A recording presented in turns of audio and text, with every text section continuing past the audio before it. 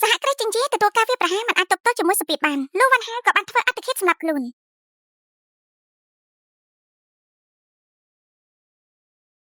នាយកលោកសមាជិកនៅក្នុងសហគ្រាសចិញ្ចៀបាននាំគ្នាសុំលាលែងពីការងារ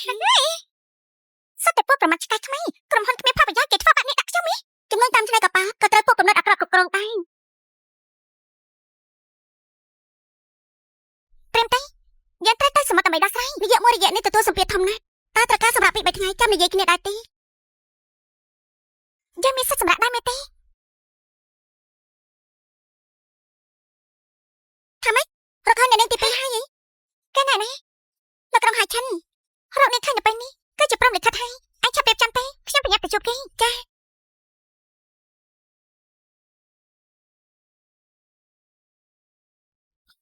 បងលេងតង់បាននិយាយថាឲ្យតែគាត់បានឡើងតំណែងនោះនឹងសុំខ្ញុំរៀបការដើម្បីគាត់ខ្ញុំបបការសិក្សានៅសាកលវិទ្យាល័យជើងឆាំងនៅស្រុងពេលនេះគឺមកដល់ហើយយើងអាចទទួលស្នេហាដ៏ស្មោះបានហើយបងលេងតង់រៀបការជាមួយបងទៅខ្ញុំយល់ប្រាប់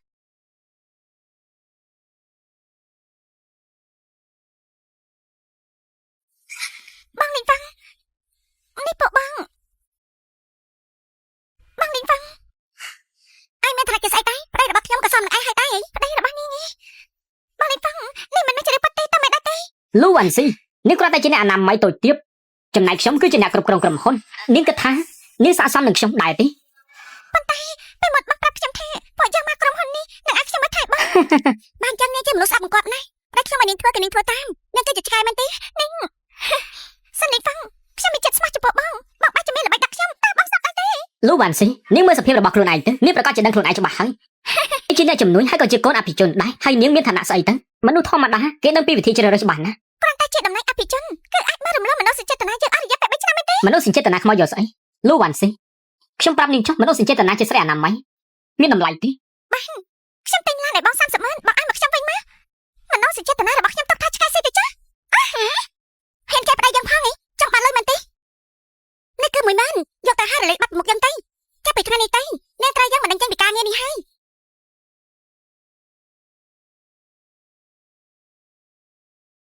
លូអាន់ស៊ីឲ្យលុយទៅនាង10000ចាត់ទុកថាឲ្យកិត្តិយសនាងពេកហើយឆ្កែញ៉ៃឈ្មោះរបស់ឯងពីក្បាលនេះនឹងមិនជប់រឿងល្អជាដាច់ខាត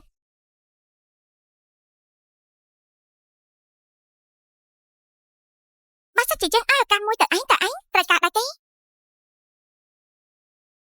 ស្មានមកដល់សោះថាបងស្រីលោកបានហៅយើងលាក់ខ្លួនដល់ថ្នាក់នេះសោះអ្នកជាអ្នកនេះមិនក៏មកដូចខ្ញុំម្លេះ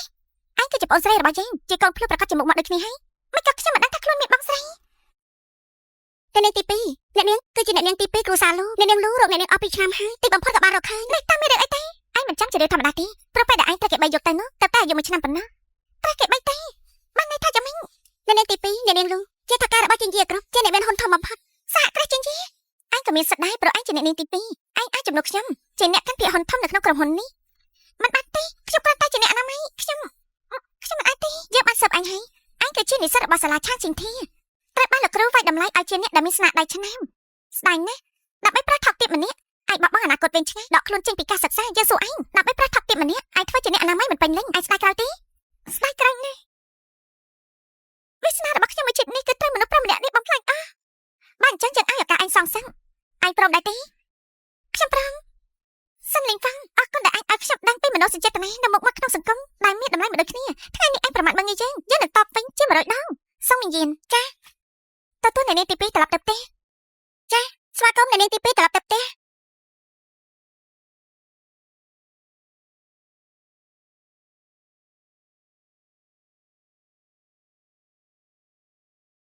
ចាប់ពីថ្ងៃនេះទៅឯងគឺជាឋានៈដឹកនាំសហគ្រាសចិញ្ចៀគ្រប់ការងារនៅក្នុងក្រុមហ៊ុនទាំងអស់ឯងគឺជាអ្នកទទួលខុសត្រូវបងមិនខ្លាចខ្ញុំធ្វើឲ្យខូចខាតរឿងក្នុងក្រុមហ៊ុនទេក្នុងខ្លួនឯងក៏មានឈាមគ្រួសារលោកយើងជាលើឯងមានសមត្ថភាពអញ្ចឹងខ្ញុំត្រូវធ្វើអ្វីដែរទេខ្ញុំប្រញាប់ទៅដោះស្រាយកិច្ចការនៅហាយឈិនពេលនេះអ្វីដែលគួរធ្វើនោះគឺជំនួសខ្ញុំដើម្បីកាន់ការនៅក្រុមហ៊ុននេះនៃរបស់បងចង់ថា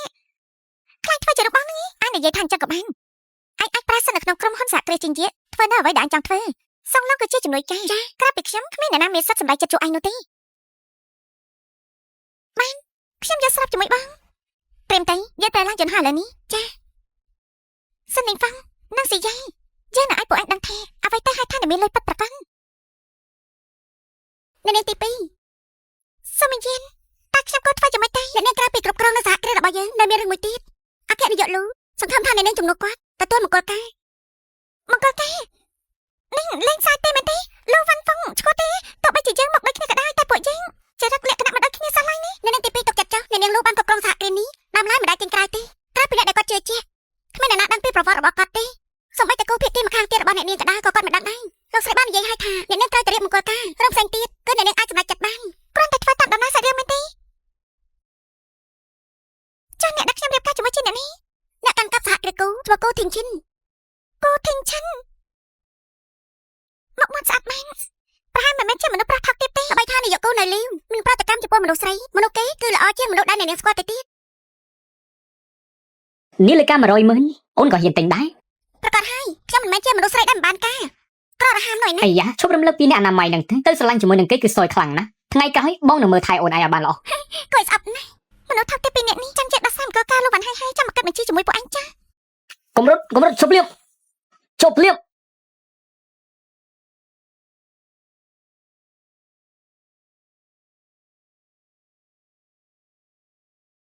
ើស្អីហ្នឹងអញឡើយចឹងទេជួយខ្ញុំផងប្រុសម្នាក់នេះគេគឺជាកូនដណ្ដឹងរបស់លោកវ៉ាន់ហ៊ុនទេនាងត្រូវការប៉ុន្មានក៏ខ្ញុំហ៊ានឲ្យនាងដែរ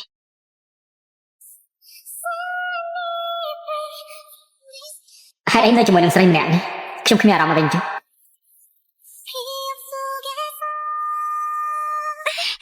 លោកមិនអីទេលោកមិនតាមប្រាប់ខ្ញុំទេថាលោកណែនេះ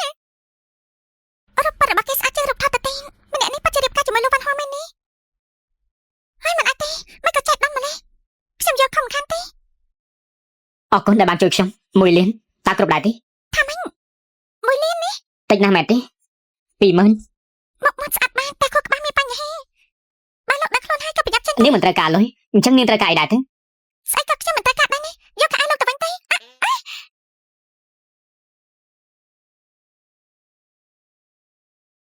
ត្រូវការឲ្យខ្ញុំសងនាងបែបនេះមែនទេណាស់ហើយចឹងចាត់ទុកថាអរគុណដែលជួយខ្ញុំទៅចឹង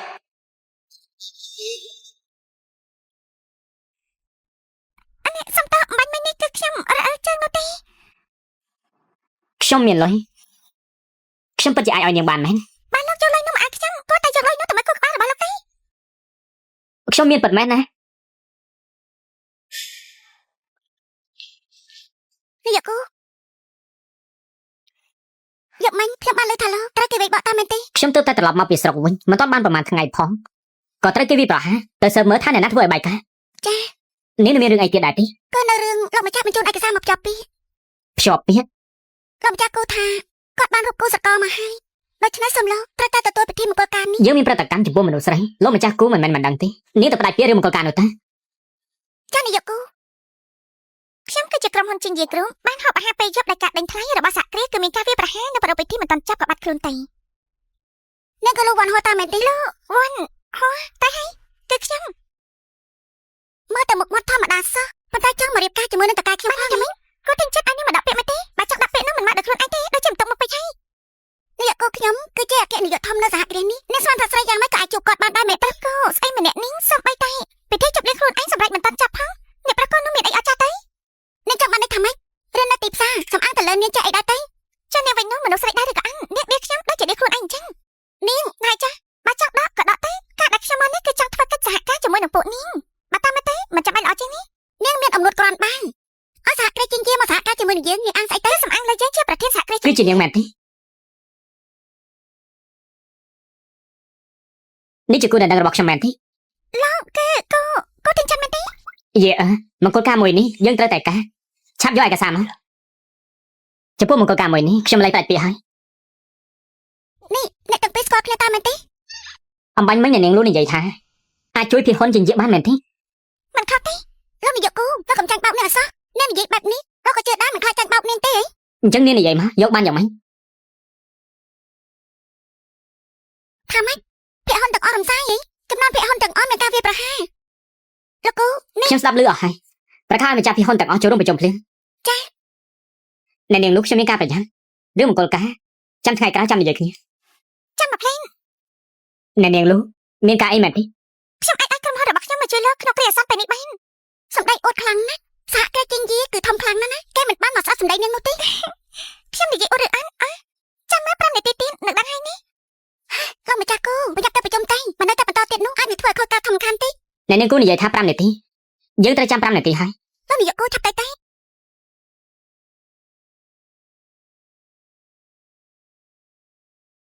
លោកនាយកគូសហគ្រាសរបស់យើងត្រូវបានសហគ្រាសជាងយាចូលហ៊ុន200លានដើម្បីស្ដារកុំឲ្យមានបញ្ហាលោកនាយកគូមិនក្បាច់ទូរស័ព្ទអញ្ចឹងឬមកខាងគេមិនព្រមជួយទេខ្ញុំដឹងគេប្រកាសជានិយាយប្រាប់តា នាយកសងយល់ព្រមហើយចូលហ៊ុនដល់ទៅ200លាន បានន័យថាម៉េច ហើយបានជាអ្នកនាងដឹងថាសហគ្រាសជាងយាព្រមចូលរួមជាមួយពីហ៊ុនខាងខ្ញុំ រឿងអីគេមិនដឹងនោះនេះគេហៅថាឆ្មាលោកស្រីត្រីអាំងគេចង់អូននាយកគូចេញគេតែនិយាយសម្ដីដាច់តាំងចឹងហើយនេះទុកថាខ្ញុំជាឆ្មាលោកស្រីត្រីអាំងមែនទេចាំខ្ញុំចាំតង់ មិនខ្វល់ថាយ៉ាងណាទេខ្ញុំនៅតែអរគុណអនាគតប្រពន្ធរបស់ខ្ញុំ អ្នកនេះជាប្រពន្ធរបស់លោកទេខ្ញុំ ក្រែងនេះមកទីនេះព្រោះតែរឿងភ្ជាប់ពាក្យមែនទេហេតុអីក៏ខ្ញុំឲ្យមនុស្សស្រីចេញមុខមុននោះគូជាយើងខ្ញុំនឹងចូលដណ្ដឹងដោយផ្ទាល់សង្ឃឹមថានេះនឹងមិនចំទាស់ទេ លោកនាយកគូលោកច្បាស់ហើយថាត្រូវតែរៀបការ គេអនាគតប្រពន្ធរបស់ខ្ញុំប្រយ័ត្នសម្ដីបន្តិចផង តែហេតុអីទៅគេគ្រាន់តែនិយាយផ្ដាស់ដោយចៃដន្យប៉ុណ្ណោះទេ សហគ្រាសដែលជាអ្នកគ្រប់គ្រងនោះគេត្រកូលអី គឺតកលោកលោកគូលោកប្រហែលជាមិនមែនគិតថាគេជាអ្នកចំនួនក្រោយដែលគ្រប់គ្រងចំនួននេះទេមកទៅរកគេមិនសមនឹងនាយកដែលក្លាហានរឹងមាំនោះទេគេអាច យើងមិនដែលឃើញរូបរាងមុខមាត់គេទេរឿងគេជាអ្នកស្នងតំណែងត្រកូលលូឬអត់នោះតែសំអាងលើការនិយាយអំបញ្ញមិញរបស់ប្រពន្ធខ្ញុំដូចជាមានរឿងអីចម្លែក ខ្ញុំថាគេខ្ជិលនឹងគេមិនចេះបែងចែកថ្នាក់ខ្លួន បើសិនជាយើងគិតថាគេបែបនោះមែនយើងក៏សើពីគេទៅលោកយាយប្រហែលជាមិនចង់ឲ្យខ្ញុំរៀបការជាមួយមនុស្សស្រីធម្មតានោះទេ អ្នកនាងដល់ពេលត្រូវប្រជុំសហគ្រាសនៅសង្ឃឹមថាអ្នកនាងនឹងបានលេចមុខហើយនឹងផ្ដល់កិត្តិយសឲ្យដើម្បីទំនាក់ទំនងច្បាស់លាស់នាយកលោករបស់ពួកនាងពិតជាចាំមែនហើយនេះក្នុងដៃគឺមានសន្លឹកបៀកដ៏ល្អបើសិនខាងគេណាខ្ញុំច្បាស់ជាតែជាមិនខាននោះទេម្យ៉ាងទៀតការជួបជុំនាយកនេះខ្ញុំភ័យហ៊ុនគឺថាប់ដល់ទៅ100លានឯណោះចាអ្នកនាងទី2អ្នកនាងពិតជាប្រកែស្មានមែនខាងគេដកភ័យហ៊ុនច្រើនបែបនេះធ្វើឲ្យតម្លៃរបស់យើងឡើងខ្ពស់បានភ័យហ៊ុនច្រើនទៀតអ្នកនាងធំថាការសម្រេចចិត្តរបស់អ្នកនាងពិតជាប្រកែមែនដល់ពេលនោះអ្នកនាងរៀបការជាមួយអ្នកប្រកូចាប់តែគ្នាបានរីកចម្រើនហើយតែនិយាយថារៀបការនេះគឺគ្រាន់តែស្រង់ស្ថានភាពទេការងារចាត់ចែងហើយនោះខ្ញុំនៅប្រកបតែឲ្យបងស្រីរៀបការហើយមែនហើយគឺអញ្ចឹងមែនយើងបានរៀបចំជូនអ្នកនាងទៅយប់នេះមិនបាច់ទេខ្ញុំតែខ្លួនឯងលីស៊ីតងនេះស៊ីយិនពីមុនឯងប្រមាថមើងងាយយើងយ៉ាងនេះថ្ងៃនេះយើងចាប់មកវិញទាំងអស់នោះគឺលោកវ៉ាន់ស៊ីដែលតែគេមិនដេញចេញហើយមិនក៏មកទៅវិញពិតមែនហើយគឺគេនឹងហើយជាអ្នកតាក់ទាញអ្នកប្រុសចំជាអត់គេខ្មាស់មែន លូវ៉ាន់ស៊ីនាងមកយ៉ាងម៉េចបាន លោកនៅមានមកមកដាក់គ្រប់ទេទីរឿងអីខ្ញុំមកមិនបាន នាងត្រូវខ្ញុំបោះបង់ចោលហើយមិនអស់ចិត្តសុំទោសផងពេលនេះខ្ញុំបានរៀបការរួចហើយនៅតែអូទាញខ្ញុំពីផ្លូវនោះទេ ខ្ញុំនឹងមិនអាចចិត្តពីលោកនោះលោកគិតថាខ្លួនឯងនេះស្រក់មានមែនទេ លូវ៉ាន់ស៊ីថ្ងៃនេះគេរៀបចំកម្មវិធីសំខាន់គ្មានពេលមកវិញញ៉ៃទេនាងឆាប់ចេញទៅ បើខ្ញុំទៅបានខ្លាចតែពិធីនេះប្រាប់ឡើងមិនបាននោះទេ នាងមានជំងឺមែនទេនាងជាមនុស្សចង្រៃណានាងមានជំងឺមែនទេនាងជាមនុស្សចង្រៃណាបើសិនជានាងឈឺមែននោះឲ្យគេព្យាបាលទៅកុំមកបំបាក់មុខយើងនៅទីនេះអី សេលីហ្វឹងអញពិតជាគិតថាឯងនេះអាចចូលនៅទីនេះដូចជាហៅមិនស្លាប់យើងប្រាប់ឯងទៅចាស់ការយកសពទាំងថ្ងៃរបស់ឯងនេះត្រូវបានបំផ្លាញហើយ លូវ៉ាន់ស៊ីថ្ងៃនេះបើនាងហ៊ានតែអុកឡុកនោះខ្ញុំមិននឹកលេងឲ្យនាងទេ អ្នកណាមិនលើកលែងអញអ្នកណាមិនតាន់ប្រកាសនោះទេនេះ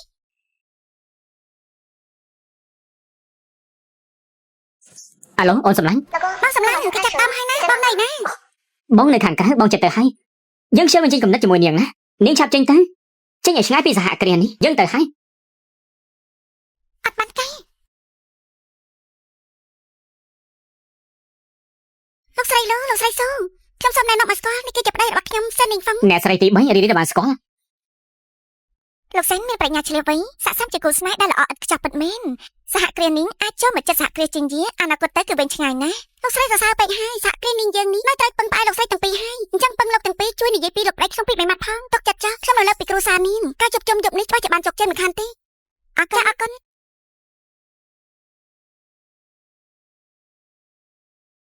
បាច់បាច់តែគេមកហើយបាច់តែគេ ទុកឲ្យបងតែដេញនាងចេញ អ្នកនាងម្នាក់នោះគឺកុំចាប់អារម្មណ៍អីលោកស្រីទាំង3នាក់បន្តទៀតទេ ណែ សេលីហ្វឹងអញធ្វើអីហ្នឹង លូវ៉ាន់ស៊ីកាច់ខ្ញុំដេញឲ្យនាងចេញទៅហើយតាមិនក៏ចូលមកទៀត បើជាមនុស្សធម្មតាយើងអាចចូលមកបានដែរមែនទេយើងត្រូវតែចូលមកបានតែមានការអញ្ជើញយ៉ាងមានកិត្តិយស នាងមានការអញ្ជើញដែរទេនាងដឹងថាអ្នកនៅទីនេះលំដាប់ប៉ុណ្ណាទេ លំដាប់អីទេសិតតែ មានជាងពីរលោកឯងមានជា4តាមមិនដែរទេ មនុស្សនៅទីនេះសុទ្ធតែជាអ្នកមានមុខមកក្នុងសង្គមនាងគ្រាន់តែជាអ្នកអនាម័យខ្ញុំប្រាប់នាងយកបនទៅចុះកុំមកបង្ករឿងអី សៀនលីហ្វាំងមិនក៏ខ្ញុំមិនឆាប់ដឹងថាលោកគឺជាមនុស្សដែលព្រាបមិនស្មើនឹងសត្វឆ្កែអញ្ចឹង វ៉ាន់ស៊ីមនុស្សគេដើរទៅលំដាប់ខ្ពស់អ្នកណាទៅមើលចុះក្រោមទៅដូចជានាងនេះហួរឲ្យយើងខាតពេលមែនខ្ញុំទុកពេលឲ្យនាង1នាទីឆាប់ចេញទៅបើមិនអញ្ចឹងទេកុំថាខ្ញុំមិនគួរសមឲ្យសោះ អញ្ចឹងខ្ញុំក៏ចង់ដឹងដែរថាមនុស្សប្រុសដែលចាំតែតាមកន្ទុយក្បិនមនុស្សស្រីមិនគួរសមដាក់ខ្ញុំយ៉ាងម៉េចបាន លូវ៉ាន់ស៊ីយើងនៅជាមួយនាង3ឆ្នាំហើយកុំមកខ្វល់យើងវាយនាងអី លោកហេនេះសៀនអ៊ីហ្វងបានរៀបការហើយនាងនៅតែមកអូទាញទៀតគេគឺជាមនុស្សដែលនៅក្បែរខ្លួនយើងនាងដឹងទេខ្ញុំមកទីនេះក៏ប្រាប់តែគេពិតមែនខ្ញុំមកទីនេះគឺជាការពិតមែនប៉ុន្តែខ្ញុំមកគឺប្រាប់តែចង់មើលឃើញថាពេលវេលាណាទៅគេព្រមលុបជង្គង់វកខ្ញុំទេហើយវ៉ាន់ស៊ីនាងនៅតែមិនអត់ចិត្តទេបានជាមកអូទាញបែបនេះតើនាងមានន័យយ៉ាងម៉េចទៀតមនុស្សគ្មានបានការហើយនឹងប្រថប់ទីមនាងទុកគេជារបស់ដែលមានតម្លៃខ្ញុំគ្រាន់តែឃើញគេគឺទៅភ្នែកខ្ញុំទៅហើយ លូវ៉ាន់ស៊ីនាងកុំគិតថានិយាយប្រមាណម៉ាត់នោះធ្វើឲ្យខ្ញុំចាប់អារម្មណ៍នាងឲ្យសោះពួកយើងបានបែកគ្នាដាច់ស្រឡះហើយ យកកំណត់លោកចេញទៅវិញទេកុំគិតថាខ្លួនឯងគឺជាមនុស្សអស្ចារ្យពេលនេះខ្ញុំឃើញលោកខ្ញុំចង់ទៅក្អួតទី អូនមើលនាងនិយាយចុះ លោកអានស៊ីថ្ងៃនេះគឺជាពិធីអបអរកិច្ចសហការខ្ញុំគឺជាថ្ងៃល្អបើសិនជាខ្ទេចខ្ទីសំអាងនឹងអនាម័យឯងនេះមិនអាចសងបានទេកម្មវិធីកំតិចកំទីបែបនេះតើថាជាថ្ងៃសំខាន់របស់សហគ្រាសពួកនេះមកទៅសហគ្រាសរបស់នាងតើមានអីអស្ចារ្យទេនាងកម្មវិធីតូចតាំងមិនដឹងថាអ្នកនាងគឺជាអ្នកនាងធំអស្ចារ្យមកពីណាខ្លាំងធំម្ល៉េះនាងច្មក់នាងក៏មើលងាយកម្មវិធីនេះឲ្យសោះណាបើទៅតាមច្បាប់ទម្លាប់អ្នកណាអាចឈ្នះនៅកម្មវិធីយប់នេះចាំយើងទទួលបានពានរង្វាន់ធំពីសហគ្រាសជាជាអនុញ្ញាតឲ្យយើងទទួលយកគម្រោងសហការហើយនោះសហគ្រាសនេះនឹងបានហោះទៅឋានលើហើយអ្នកនាងថ្ងៃក្រោយកុំភ្លេចអសណាមកឃើញបងប្រមាណអ្នកនេះផងពួកបងទៅចាត់ចាស់មើលទីនេះក្រហមបែបនេះខ្លាចតែមិនដឹងថាសហគ្រាសជាជាថាជាស្អីតែដឹងមើលទៅនោះគេគ្រាន់តែជាអ្នកអនាម័យនៅក្រុមហ៊ុនយើងនេះគេមិនថាខ្ញុំត្រូវរើសមកជាលំដាប់ថ្នាក់លេខ1តាមទៅអ្នកអនាម័យខ្ញុំស្ដាប់ច្រឡំទេមែនទេអ្នកនាងគ្រាន់តែជាស្រីអនាម័យហ៊ានមកដណ្ដើមសង្សារជាមួយនាងផងនេះនោះគឺគេស្ម័គ្រចិត្តតែខ្ញុំខំរកក្រុមជោគបាយហើយតែមិនសិតស្អីមកប្រៀបធៀបជាមួយខ្ញុំទេអញ្ចឹងតើអ្នកណាថាតែកម្រងមួយនេះនឹងឲ្យនាងមានសិទ្ធិកាត់ភាគហ៊ុនធំនោះការពិតមនុស្សលំដាប់ទៀតដូចកែបក្នុងដងអញ្ចឹងនាងប្រហែលជាមិនដឹងទេថាសហគ្រាសជាជានេះគឺជាច្បាប់ចាស់តែប៉ុណ្ណោះទេ លូវ៉ាន់ស៊ីនាងនឹងមិនយល់ទៀតមែនទេឆាប់ចេញពីទីនេះកុំឲ្យបាក់មុខអី ខ្ញុំមិនយល់ទេប៉ុន្តែខ្ញុំអាចកែច្បាប់នេះបានយ៉ាងម៉េចហ្នឹងអាចកែច្បាប់បានអញ្ចឹងឯងជាស្អីដែរទៅពិតមែនហើយនាងគ្រាន់តែជាអ្នកសម្អាតសោះរងចាំខ្លួនឯងវេទនាប៉ុណ្ណាឯងមានសិទ្ធិអីមកនិយាយជាមួយនឹងយើងទៅអ្នកនាងតាមមកតែគេគឺមានកំណត់ចង់ឲ្យប្រធាននាយកនេះខុសប្រក្រតីទៅហើយដូច្នេះហើយនាងកុំចាញ់បោកគេឲ្យសោះណាតែច្រើនពេកហើយខ្ញុំមិនអាចយកគេទុកក្នុងកែផ្លែរបស់ខ្ញុំទេទុកថានេះគឺជាការសម្ដែងល្ខោនឲ្យពួកយើងមើលទៅចាស់ចៃដល់មីងខ្ញុំក៏មិនបានយកនាងទុកកែភ្នែកដែរអត់មែនហើយបាននិយាយឲ្យចំទេគឺខ្ញុំមិនបានទុកនរណាម្នាក់នៅក្នុងកែភ្នែកខ្ញុំនោះទេហ៊ានប្រហែលផងឯងអ្នករីឈួតមកពីណានិយាយសម្ដែងបែបនេះស្រីចង្រៃនាងមានដឹងទេថានាងកំពុងនិយាយជាមួយអ្នកណាមិនដឹងទេអេតែអ្នកទាំងអស់គ្នាមានដឹងថាខ្ញុំជាអ្នកណាទេនាងជាអ្នកអនាម័យរបស់ខ្ញុំច្រើនឆ្នាំមកហើយអ្នកណាមិនដឹងថានាងមានឋានៈជាស្អីនោះ លូវ៉ាន់ស៊ីគេស្គាល់ពីនាងអស់ហើយខ្ញុំសួរនាងតើពេលនេះនាងអុកឡុកគ្រប់គ្រាន់ហើយណា អ្នកនាងក្រែងកិច្ចសហការថ្ងៃនេះគឺជារឿងអាកំបាំងរបស់ក្រុមហ៊ុនជាងយីបន្តិចទៀតក៏នឹងមកដល់បើឲ្យគេនៅអុកឡុកបន្តទៀតនោះលទ្ធផលខ្ញុំមិនហ៊ានគិតទេណាឡើយវ៉ាន់ស៊ីនាងចង់មកស្លាប់មែនទេយើងនៅបំពេញបំណងនាងអ្នកយាមឆាប់មកចាប់ទៅចោលទៅធ្វើអីនេះលេយកភ្លាម តើអ្នកណាហ៊ានប៉ះគេតាតើអ្នកណាហ៊ានប៉ះគេតាមិនអីទេមែនទេ មិនអីទេអ្នកប្រគូបានន័យថាម៉េចហ្នឹងមិនក៏ចេញមកជួគេ នាងនិយាយត្រូវរឿងរបស់នាងខ្ញុំជាអ្នកសម្រេច អ្នកប្រគូនេះបានន័យថាចង់ប្រឆាំងជាមួយខ្ញុំតាមមែនទេ ប្រឆាំងនឹងនាងស៊ីយ៉ាទោះបីឪពុករបស់នាងឈរនៅទីនេះក៏គេមិនហ៊ានធ្វើបែបនេះដាក់ខ្ញុំដែរ ពូធីងឆាន់លោកមិនត្រូវប៉ាណាប៉ាណៃដាក់ខ្ញុំទេបើសហគ្រាសមានគេមកជួបជុំបែបនេះហើយអីត្រូវរំលងគ្រួសារនាងទេលោកគូមិនគួរជួយអ្នកអនាម័យម្នាក់នេះទេច្រើនឆ្នាំមកនេះសហគ្រាសគូតែចាប់ពីថ្ងៃនេះទេសហគ្រាសនេះនឹងចាប់ផ្ដើមសហការជាមួយនឹងក្រុមហ៊ុនជាងយីដល់ពេលនោះយើងចាំតែមើលទេលោកយកស្អីមកប្រកួតជាមួយខ្ញុំ លោកគូបើលោកនិយាយបែបនេះហើយលោកមិនត្រឹមតែមើលស្រាសហគ្រាសនេះទេអញ្ចឹងបានន័យថាលោកក៏មកទុកមុខដល់ពួកយើងដែរ មុននេះអ្នកទាំងអស់គ្នាធ្វើខុសហេតុរឿងអីខ្ញុំត្រូវយកអ្នកទាំងអស់គ្នាមកទុកក្នុងកែភ្នែកនោះ លោកគូខ្ញុំហោហេតុមុនយ៉ាងម៉េចខ្ញុំយល់ទេតើពួកយើងប្រហែលអ្នកនេះប៉ះពាល់ដល់លោកត្រង់ណា ពួកនាងធ្វើបាបគេដោយប្រឆាំងជាមួយនឹងគ្រួសារខ្ញុំ យើងអត់ខ្លាញ់យើងតែយើងចង់បដៅគេជារឿងត្រឹមត្រូវហើយចុះលោកគូចង់យ៉ាងម៉េចវិញ អ្នកនាងគង់គឺគ្រួសាររបស់ខ្ញុំគឺជាអ្នកជ្រើសរើសឲ្យមកធ្វើជាប្រពន្ធរបស់ខ្ញុំ លោកនិយាយថាម៉េចហ្នឹងនាងជាប្រពន្ធរបស់លោកវិញខ្ញុំស្ដាប់ច្រឡំមែនទេនាងគ្រាន់តែជានារីបោះសម្អាតម្នាក់ដែលខ្ញុំបណ្ដឹងចេញពីក្រុមហ៊ុនមិនស្មានថារសនិយមរបស់លោកទៀបម្លឹងសោះ អ្នកអនាម័យមែនទេ លោក នាយកគូខ្ញុំមិនទាន់បានរាយការណ៍ប្រាប់លោកនៅឡើយទេថាអ្នកនាងលឺជាអ្នកបោះសម្អាតអនាម័យមកតើនាយកគូមិនទាន់ដឹងពីឋានៈពិតរបស់ប្រពន្ធគេទេពិតជានារីដែលមានល្បិចទៀតសូម្បីអ្នកប្រុសគូក៏ត្រូវញ៉ាំបាបបានដែរខ្ញុំតាំងពីដើមមកគឺមិនដែលលាក់បាំងប្រវត្តិរបស់ខ្ញុំនោះទេនាយកគូគេឈ្មោះលើវ៉ាន់ស៊ីមិនមែនលើវ៉ាន់វ៉ាទេគឺជាអ្នកដែលមានលំនៅលំដាប់ទៀតហ៊ានមកប្រមាថបែបនេះអ្នកពិតជាបោកប្រាស់អ្នកមិនបានប្រមាថខ្លួនមែនបិទមាត់ប្រពន្ធរបស់ខ្ញុំនាងក៏មិនចេះលូកមាត់នាយកគូខ្ញុំ បាយស៊ីខ្ញុំឲ្យនាងទៅសិបប្រវត្តិគេនាងបាននិយាយបង្ខូចគេតើនាងមានល្បិចអីលោកនាយកគូខ្ញុំមិនចិត្តស្មោះចំពោះលោកចង់ជួយឲ្យលោកយល់គឺនាយកគូគេមានចិត្តស្មោះចំពោះលោកប្រខ្លាចគេបោកលោកមិនថាគេមានប្រវត្តិបែបណាទេឲ្យតែខ្ញុំសម្រេចចិត្តគេជាប្រពន្ធរបស់ខ្ញុំហើយអាយ៉ានាយកគូគេគ្រាន់តែជានារីអនាម័យទើបតែត្រូវខ្ញុំទាត់ចោលមិនបានជាខ្លាចជាប្រពន្ធលោកទៅវិញតើឯងមានសិទ្ធិអីមកវាតម្លៃភ្នែករបស់យើងនាយកគូគេគឺជាប្តីរបស់ខ្ញុំលោកនិយាយបែបនេះមិនទុកមកឲ្យខ្ញុំទេពួកនាងធ្វើបាបប្រពន្ធរបស់ខ្ញុំក៏មិនទុកមកឲ្យខ្ញុំដែរអញ្ចឹងតើបានជាយប់នេះបានចិត្តខ្លាំងដល់ម្លឹងការប៉ັດបានអ្នកប្រកគូជាខ្នងមកឯងសោះគឺជាខ្ញុំដាំឡើយមិនដាច់បងពេលណាទេតែបើជានាងទៅវិញទេកុំស្មានថាបានសហគ្រាសជានិយាយជួយនាងគិតថាក្រាន់បានមែនទេគិតថាខ្លួនឯងក្រាន់បានឯលោកវិនស៊ីនាងអាចសួរគេទេគាត់មិនដឹងនាងក៏បានដែរអត្តន័យកម្មវិធីយប់នេះគឺជាស្អីទេអត្តន័យនោះគឺសហគ្រាសជានិយាយបានប្រកួតពីហ៊ុនឲ្យសហគ្រាសពួកយើងហើយសហគ្រាសគូរបស់ខ្ញុំមិនអាចប្រៀបស្មើនឹងសហគ្រាសជានិយាយមែនតែសហគ្រាសខ្ញុំមានអនាគតវែងឆ្ងាយលោកគូធ្វើបែបនេះគ្មានអនាគតទេដល់ពេលនោះកុំស្ដាយក្រោយអសោះណាសម្រាប់ខ្ញុំគឺមិនចាំបាច់ដល់ពេលនោះទេពេលនេះខ្ញុំអាចប្រកាសបានថានៅក្នុងយប់នេះអ្នកដែលឈ្នះភាគហ៊ុនធំបំផុតនោះគឺសហគ្រាសគូអូហូនាងក៏ថានាងចេះស្អីទៅគឺថាសហគ្រាសជានិយាយនៅក្នុងបាតដៃរបស់នាងមែនទេនាយកនេះលោកប៉ាមកហើយ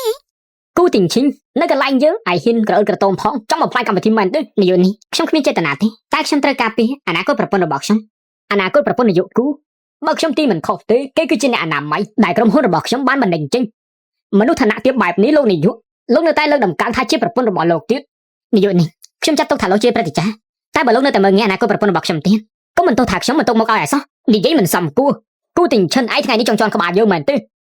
ឪពុករបស់ឯងក៏ដូចគ្នាមិនឈ្នះយើងផងឯងសម្អាងអីឯងគិតថាឯងគ្រាន់តែជាក្មេងចំនួនក្រោយចង់សហការជាមួយនឹងក្រុមហ៊ុនជាយាផងមិនខុសទេខ្ញុំគឺសហគ្រាសជាយាជាអ្នកកាន់ហ៊ុនធំមិនខុសទេខ្ញុំគឺសហគ្រាសជាយាជាអ្នកកាន់ហ៊ុនធំគូទីងឈិនឯងពិតជាមានគំនិតទាបមែនអីបន្តិចក៏ជឿស្រីដែរសម្បើថាខ្លួនឯងគឺជានាយកជាយាអីត្រូវជាសមម្ល៉េះនាយកនេះនិយាយស្អីខ្ញុំមិនយល់ទេខ្ញុំមកទីនេះគឺគ្រាន់តែការពារគូដណ្ដិតខ្ញុំប៉ុណ្ណោះគូទីងឈិនយើងគោរពឯងព្រោះឯងជាអ្នកចំនួនដល់ពូកែយើងឲ្យតម្លៃឯងខ្ពស់ពេកហើយមនុស្សចេះដូចជាឯងនេះយើងនឹងឈានតើកំដៅឯងដល់ទីបញ្ចប់លោកលើកដំកើងខ្លួនឯងពេកហើយដើមឡើយលោកមិនដែលទុកខ្ញុំក្នុងខ្សែភ្នែកទេគូទីងឈិនយើងទុកមកឲ្យឯងរហូតមិនចង់ឆ្លោះជាមួយឯងទេបើឯងចាំបាច់ត្រូវអុកឡុកនោះអញ្ចឹងថ្ងៃក្រោយនោះយើងនឹងធ្វើឲ្យឯងរើខ្លួនលែងរួចហើយបាញ់មិញលោកថាខ្ញុំប្រហែលតែលោកវិញរត់តែប្រហែលជាខ្ញុំទៅទីបាញ់អញ្ចឹងខ្ញុំប្រាប់ទៅចាស់យប់នេះសំបីតែការរើខ្លួនក៏គ្មានដែរសម្រាប់សហគ្រាសនេះហើយអ្នកដែលឈ្នះគ្រប់គ្នាក្នុងយប់នេះគឺគូទីងឈិនលើវ៉ាន់ស៊ីនាងល្បំឈប់សម្ដែងទៀតទេបានទេឯងបាច់ទៅទុកតែខ្លួនឯងជាអ្នកកាន់កាប់សហគ្រាសជាយាមិនខុសទេគឺជាខ្ញុំនាងនិយាយតែផ្ដាស់សំបីតែសមាជិកសហគ្រាសជាយាមិនហ៊ានបង្ហាញមុខផងអ្នកយាមឆាប់ចាប់គេយកទៅវាយទៅអ្នកណាហ៊ានប៉ះពាល់គេនោះពួកឯងធ្វើអីសំបីតែម្ចាស់ពួកឯងជាអ្នកណាពួកឯងលែងស្គាល់ហើយនាយកគូលោកម្នាក់ធ្វើជាសត្រូវរបស់នាយកនេះខ្លាចគេឈ្មោះលោកត្រូវអាប់អោនណាបាយសៀតាមពិតនេះគឺជាមនុស្សក្បត់លោកនាយកគូបើលោកនាយកគូចង់បន្តខ្ញុំមកចោលលោកប្រែប្រួលត្រៀមការជាមួយនឹងស្រីបែបនេះបាយសៀខ្ញុំមានកន្លែងណាដែលមិនដូចទេតាំងពីចុងសក់ដល់ចុងជើងនេះគ្មានកន្លែងណាដូចគេទេតាំងពីចុងសក់ដល់ចុងជើងនេះគ្មានកន្លែងណាដូចគេទេលោកប្រកូមកតែចំនួនរបស់លោកត្រូវចាប់ធ្វើសារជាថ្មីហើយខ្ញុំដាក់ទិនលោកគួរតែប្រញាប់ដឹងខ្លួនតែនាងចាប់ដៃជាមួយនឹងគេហើយមែនទេអញ្ចឹងតើបានសហគ្រាសគូមានបញ្ហាមែនហើយនាយកគូពេលនេះលោកដឹងហើយតើវាយ៉ាងម៉េចវិញគូទីងឈិនសូម្បីតែមនុស្សក្បែរខ្លួនឯងក៏ក្បត់ឯងដែរហើយមានពាក្យអីចង់និយាយទៀតទេថ្ងៃនេះយើងសូមប្រកាសចាប់ពីថ្ងៃនេះតទៅសហគ្រាសរបស់យើងនឹងក្លាយជាសត្រូវរបស់សហគ្រាសគូយើងនឹងធ្វើឲ្យពួកឯងចាប់ផ្ដើមជាថ្មីចាកចេញពីទីក្រុងនេះមានអំណត់ខ្លាំងណាស់អញ្ចឹងលោកច្បាស់ហើយមែនទេថាលោកមានសមត្ថភាពបែបនេះចាប់ពីយប់នេះទៅយើងនឹងសហគ្រាសជាយាបានចុះកងត្រាគ្នារួចរាល់ហើយនាងនិយាយទៅមើលដល់ពេលនោះសហគ្រាសរបស់យើងតើមានអីពិបាកទៀតទៅនាងនិយាយទៅមើលចង់សហការជាមួយខ្ញុំតើមានសួរខាងខ្ញុំដែរទេខ្ញុំពេលនេះអាចខុសទៅរកសមយានឲ្យលុបសិទ្ធិរបស់លោកចេញបាននាងបានសម្លេងណាស់យើងមិនជឿនាងទេមិនជឿតែមែនទេឬមួយក៏នាងពិតជាម្ចាស់របស់សហគ្រាសជាយានពិតមែនមិនអាចទេគេធ្វើជាអ្នកដាក់ទឹកបោះសម្អាតនៅសហគ្រាសជាច្រើនឆ្នាំហើយមិននឹងអាចខ្លាចជាអគ្គនាយកជាយាបានទេសមយានឆាប់ប្រកាសចេញទេសហ ជាមួយសហគ្រាសគូគឺគេជាអ្នកឈ្នះ នេះសំដែងដូចណាស់ បាត់ឬខ្លាំងខ្លាយបន្តិចទៀតនឹងដឹងហើយ គូធីងឈិនយើងមិនខ្វល់ថាឯងជាកូនចៅព្រំមកពីណាទេតែឯងត្រូវដឹងថាឯងបានធ្វើរឿងនៅយប់នេះនឹងធ្វើឲ្យឯងបង្កើតសត្រូវពេញទីក្រុងនេះមិនខាននាយកសួរមកដល់ហើយនាយកសួរមកដល់ហើយ នាយកសុងមកដល់ហើយចាំមើលនាងអ៊ុតដល់ពេលណាទៀតសួស្ដីខ្ញុំនាយកសុង ខ្ញុំបាននាងឈៀនតាយស្វាគមន៍នាយកស៊ុងមកកម្មវិធីយប់នេះមានអ្វីសូមជួយណែនាំខ្ញុំផង មិនហ៊ានទេខ្ញុំមកថ្ងៃនេះគឺមកជូនភាគហ៊ុនតម្លៃ 1000 លានទៅដៃគូសហការថាម៉េចតម្លៃ 1000 លានសហគ្រាសជាយាតម្លៃរាប់ពាន់លាននេះមកពីនាយកសុងដឹងថាមានមនុស្សមកអុកឡុកដូច្នេះហើយក៏បានរៀបចំជាពិសេសហើយនឹងបានប្រកាសជាសាធារណៈ នេះហ្វុងសូមជូនពរអបក្មេង លោកវ៉ាន់ស៊ីរសជាតិតែត្រីគេបោះអក្រាតតែយ៉ាងម៉េចដែរ គូធីងឈិនពេលនេះឯងដឹងហើយមែនទេប៉ះពាល់ខ្ញុំពេលនេះយ៉ាងម៉េចអរគុណគ្រប់គ្នាសូមទោសផងសម្រាប់បញ្ហានៅថ្ងៃនេះនាយកស៊ុងខ្ញុំគឺជាអគ្គនាយកក្រុមហ៊ុននីងឈៀនតាយពេលនេះពួកយើងអាចចុះកិច្ចសន្យាបានដែរទេ នាងឈិនតាយត្រីគេដកហូតចេញហើយ តើមានន័យថាយ៉ាងម៉េចក្រែងថ្ងៃនេះជាកម្មវិធីចុះកិច្ចសន្យាមិនអញ្ចឹងទេ អគ្គនាយកយើងមកបដូរកិច្ចសន្យាហើយគឺឲ្យតដៃគាត់ហើយក៏បានបន្ថែមតម្លៃ 1000 លាននោះគឺប្រកបទៅឲ្យលោកអគ្គនាយកគូធីងឈិនអគ្គនាយកយើងមកបដូរកិច្ចសន្យាហើយដល់តដៃគាត់ហើយក៏បានបន្ថែមតម្លៃ 1000 លានគឺប្រកបទៅឲ្យគូធីងឈិនថាម៉េចនាយកសុងលោកអគ្គនាយកលោកមានយកច្រឡំទេដឹងនេះមិនអាចទៅរួចទេនាងគេស្អែកដែរទេអគ្គនាយកពួកយើងសម្រេចចិត្តហើយខ្ញុំ ឈប់សិនសូមទោសកូនរបស់ខ្ញុំមិនសូវមានសុជីវធម៌គ្រប់គ្នាសុទ្ធតែដឹងថាកម្មវិធីនៅយប់នេះកូនអើគឺអ្វីសហគ្រាសជិញធ្វើបែបនេះមិនសមនោះទេ អគ្គនាយកឆាន់សហការជាមួយអ្នកណាត្រូវពិចារណាដែរគ្រប់ច្បាប់ទាំងអស់តែគ្រប់យ៉ាងគឺពួកឯងជាអ្នកសាងសហគ្រាសជាយ៉ាងសម្រេចចិត្តចាំបាច់លោកមកវាតម្លៃដែរហី សហគ្រាសខ្ញុំព្រោះតែធ្វើកម្មវិធីមួយនេះចំណាយមិនតិចនោះទេតុងក្រោយបែរជាក្រឡះសម្ដីទៅវិញ នាយកគូប្រដាក់កំត្រានៅទីនេះ អរគុណនាយកសុងបើជារបស់សហគ្រាសគង់មានអ្នកនាងសុងអញ្ចឹងខ្ញុំទទួលសញ្ញា នេះសយាយដល់ពេលនេះនិយាយថាខ្ញុំនិយាយប្រាប់ទៀតទេអ្នកគឺជាអ្នកសម្អាតនៅសហគ្រាសនេះយ៉ាងច្បាស់ណាស់មួយប្រព្រឹត្តផ្នែកសោះប្រកាសជាមានមុខមាត់មិនក៏អាចមានអំណាចដល់ម្លឹងទៅ លូវ៉ាន់ស៊ីនាងក៏ហត់អ្នកផ្សេងបានតែក៏ហត់ខ្ញុំមិនបានទេ មិនរបស់គាត់ថានិយាយគ្នាជាមួយពួកឯងតាមស្រួលប៉ុន្តែពួកឯងចង់គ្នាជាក្រុមមើងងាយគេឯងចាប់ពីថ្ងៃនេះទៅសហគ្រាសជាងត្រូវលុបចាក់កិច្ចសន្យាជាមួយគ្រួសារនាងទាំងអស់យើងចង់ឃើញសហគ្រាសឯងបរាជ័យម្ដងបន្តិចម្ដងលើវ៉ាន់ស៊ីនាងក៏ស្អែកដែរទេចង់ថារំសាយគឺរំសាយអញ្ចឹងហីហ៊ានប្រមាថអ្នកនាងលូយើងផងហីប៉ាពួកគេធ្វើបាបខ្ញុំហើយប៉ាមិនរំលឹក នាយកសុងនេះប្រកាសជាមានរឿងការយល់ច្រឡំអីហើយបើគ្មានសហគ្រាសជាងគ្រប់គ្រងក្រុមហ៊ុនរបស់យើងនឹងបាត់ទ្វារមិនខាន បាទអ្នកនាងលូគាត់មានប្រសាសន៍បែបនេះហើយក្រុមហ៊ុនរបស់លោកគឺត្រូវតែបញ្ចប់ត្រឹមហ្នឹង នាយកលូឬមួយក៏ជាអ្នកស្នងវេនរបស់គ្រួសារលូមែន ឋានៈរបស់អ្នកនាងលូមិនទាន់ដល់ថ្នាក់ត្រូវពួកលោកនឹងទៀតទេ លូអាស៊ី你到底是谁 គឺជាមនុស្សដែលលោកមិនអាចនៅមើងងាយតទៅទៀតបានសុំវិញខ្ញុំហត់ហើយនេះពេលនេះបកគលឲ្យនាងចាត់ចែងចា នាយកសុងនាយកសុង អ្នកយាម បាទ ថ្ងៃនេះអ្នកដែលបានមកចូលរួមយើងកាត់បញ្ជីម្ដងម្នាក់ នាយកសុងប្រកាសជាមានការយល់ច្រឡំអីមិនខានទេ មែនហើយនាយកសង្ឃតើមានឲ្យពួកខ្ញុំម្ដងទៅតែបានទេឱកាសគឺពួកឯងជាអ្នកធ្វើឲ្យរបបទីទទួលលទ្ធផលនេះទេ ដល់ពេលនេះយើងចាប់មែនតើហើយដោយសារតែឯង មិនក៏ប៉ាបន្ទោខ្ញុំ ឬមួយក៏នាងជាអ្នកបន្តវេនរបស់សហគ្រាសជាងយាមែន សៀននីងហ្វុងទៅណា គ្រួសារនាងនេះរលាយហើយឲ្យខ្ញុំនៅធ្វើអីទៀត សៀននីងហ្វុងមនុស្សចង្រៃលោកដូចជាមិនចម្លែកដល់លទ្ធផលថ្ងៃនេះបន្តិចសោះហី មិនខ្វល់ថាអូនជាអ្វីទេបងមិនចម្លែកទេ អញ្ចឹងក៏ចម្លែកដែរនេះ គេឈ្មោះមិនសំខាន់ខ្ញុំចង់រៀបការអូនជាមនុស្សរបស់បងវាមិនពាក់ព័ន្ធនឹងគេឈ្មោះនោះទេ មិនស្មានថាមនុស្សសញ្ចេតនាលោកគូជ្រាវជ្រៅបាត់ កូនប្រុសដាំទ្រង់5ហាត់បងព្រមและបងគ្រប់យ៉ាងវ៉ាន់ស៊ីតើឱកាសបងម្ដងទៅបងសុំទោសយកដៃកម្រួលនេះចេញទៅ វ៉ាន់ស៊ីបងមិនបានស្រឡាញ់នឹងសៀវយ៉ាវទេស្រីម្នាក់ហ្នឹងអូទាញបងពិតជាមានចិត្តស្មោះត្រង់ណាស់អូនមែន សៀននីងហ្វុងបើសិនជាលោកនៅជាមួយនាងសាយ៉ាខ្ញុំនៅទឹកលោកជាមនុស្សប្រាប៉ុន្តែមកលោកពេលនេះចាស់មិនយល់ថាខ្លួនឯងក៏ឲ្យខ្ពើមទេ វ៉ាន់ស៊ីអូនតើឱកាសឲ្យបងមកលើកទៀតទៅឲ្យបងធ្វើអីក៏បានដែរ ធ្វើអីក៏បានមែនទេ មែន អញ្ចឹងល្អណាស់បានអញ្ចឹងឆាប់ចេញទៅឲ្យបាត់សំហាលពីមុខខ្ញុំឥឡូវនេះទេ វ៉ាន់ស៊ីពួកយើងនៅជាមួយគ្នា3ឆ្នាំហើយអូនមិនគួរធ្វើបែបនេះដាក់បងទេ លោករំលឹកពេល3ឆ្នាំមុនទៀតក្រោយលោកពេលនេះសម្លឹងមើលតែឋានៈខ្ញុំទេតែខ្ញុំមានឋានៈបែបនេះហើយលោកស័ក្តិសមនឹងខ្ញុំដែរទេ បង សៀននីងហ្វុងចាំទុកនេះចិត្តក្រៅកុំឲ្យដូចឆ្កែដែលមើងងាយគេតាយើង ឈប់សិនលោកស្ដាប់ឲ្យច្បាស់អ្នកនាងលូជាអនាគតប្រពន្ធរបស់ខ្ញុំហើយបើមានកំណត់អីផ្សេងយើងប្រកាន់យើងនឹងឯងបាត់ចេញពីទីក្រុងនេះសម្ដីឯងពិតជាធ្លុំមែនឯងសាក់លោមើលទៅឯងសានិយាយម្ដងទៀតទៅមើលយើងនឹងធ្វើឲ្យឯងដឹង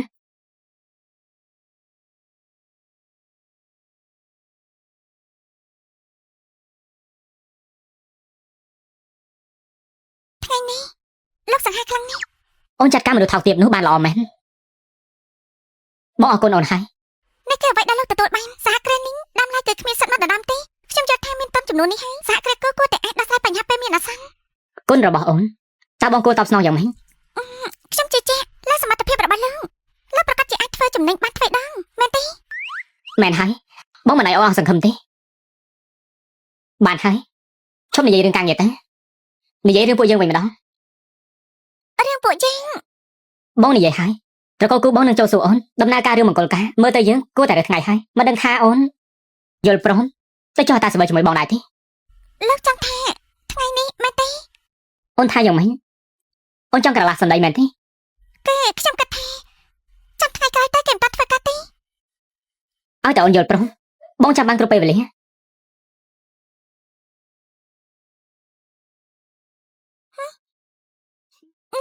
អូខេ សូមអបអរអ្នកទាំងពីរបានខ្លាចទៅជាប្របីប្រពន្ធស្របច្បាប់ហើយអរគុណហើយ នេះគេលឿនពេកហើយនេះខ្ញុំទៅតែឲ្យលោកវ៉ាន់ហួរចេញពីទីនេះទេមិនក៏អ្នករៀបការពិតប្រាកដគឺជាខ្ញុំចឹង លឿនពេកមែនទេបងបានត្រៀមខ្លួនធ្វើជាប្តីអូនរួចរាល់ទៅហើយអ្នកផ្ទះរបស់បងរីករាយស្វាគមន៍ណាស់ពេលដែលបានឃើញសម្បត្តិរៀបការរបស់ពួកយើង មិនបានទេរៀបការជាមួយគូទាំងចិនគឺលោកវ៉ាន់ហួរគេគួរតែយកដល់ឋានៈលោកវ៉ាន់ហួរហើយ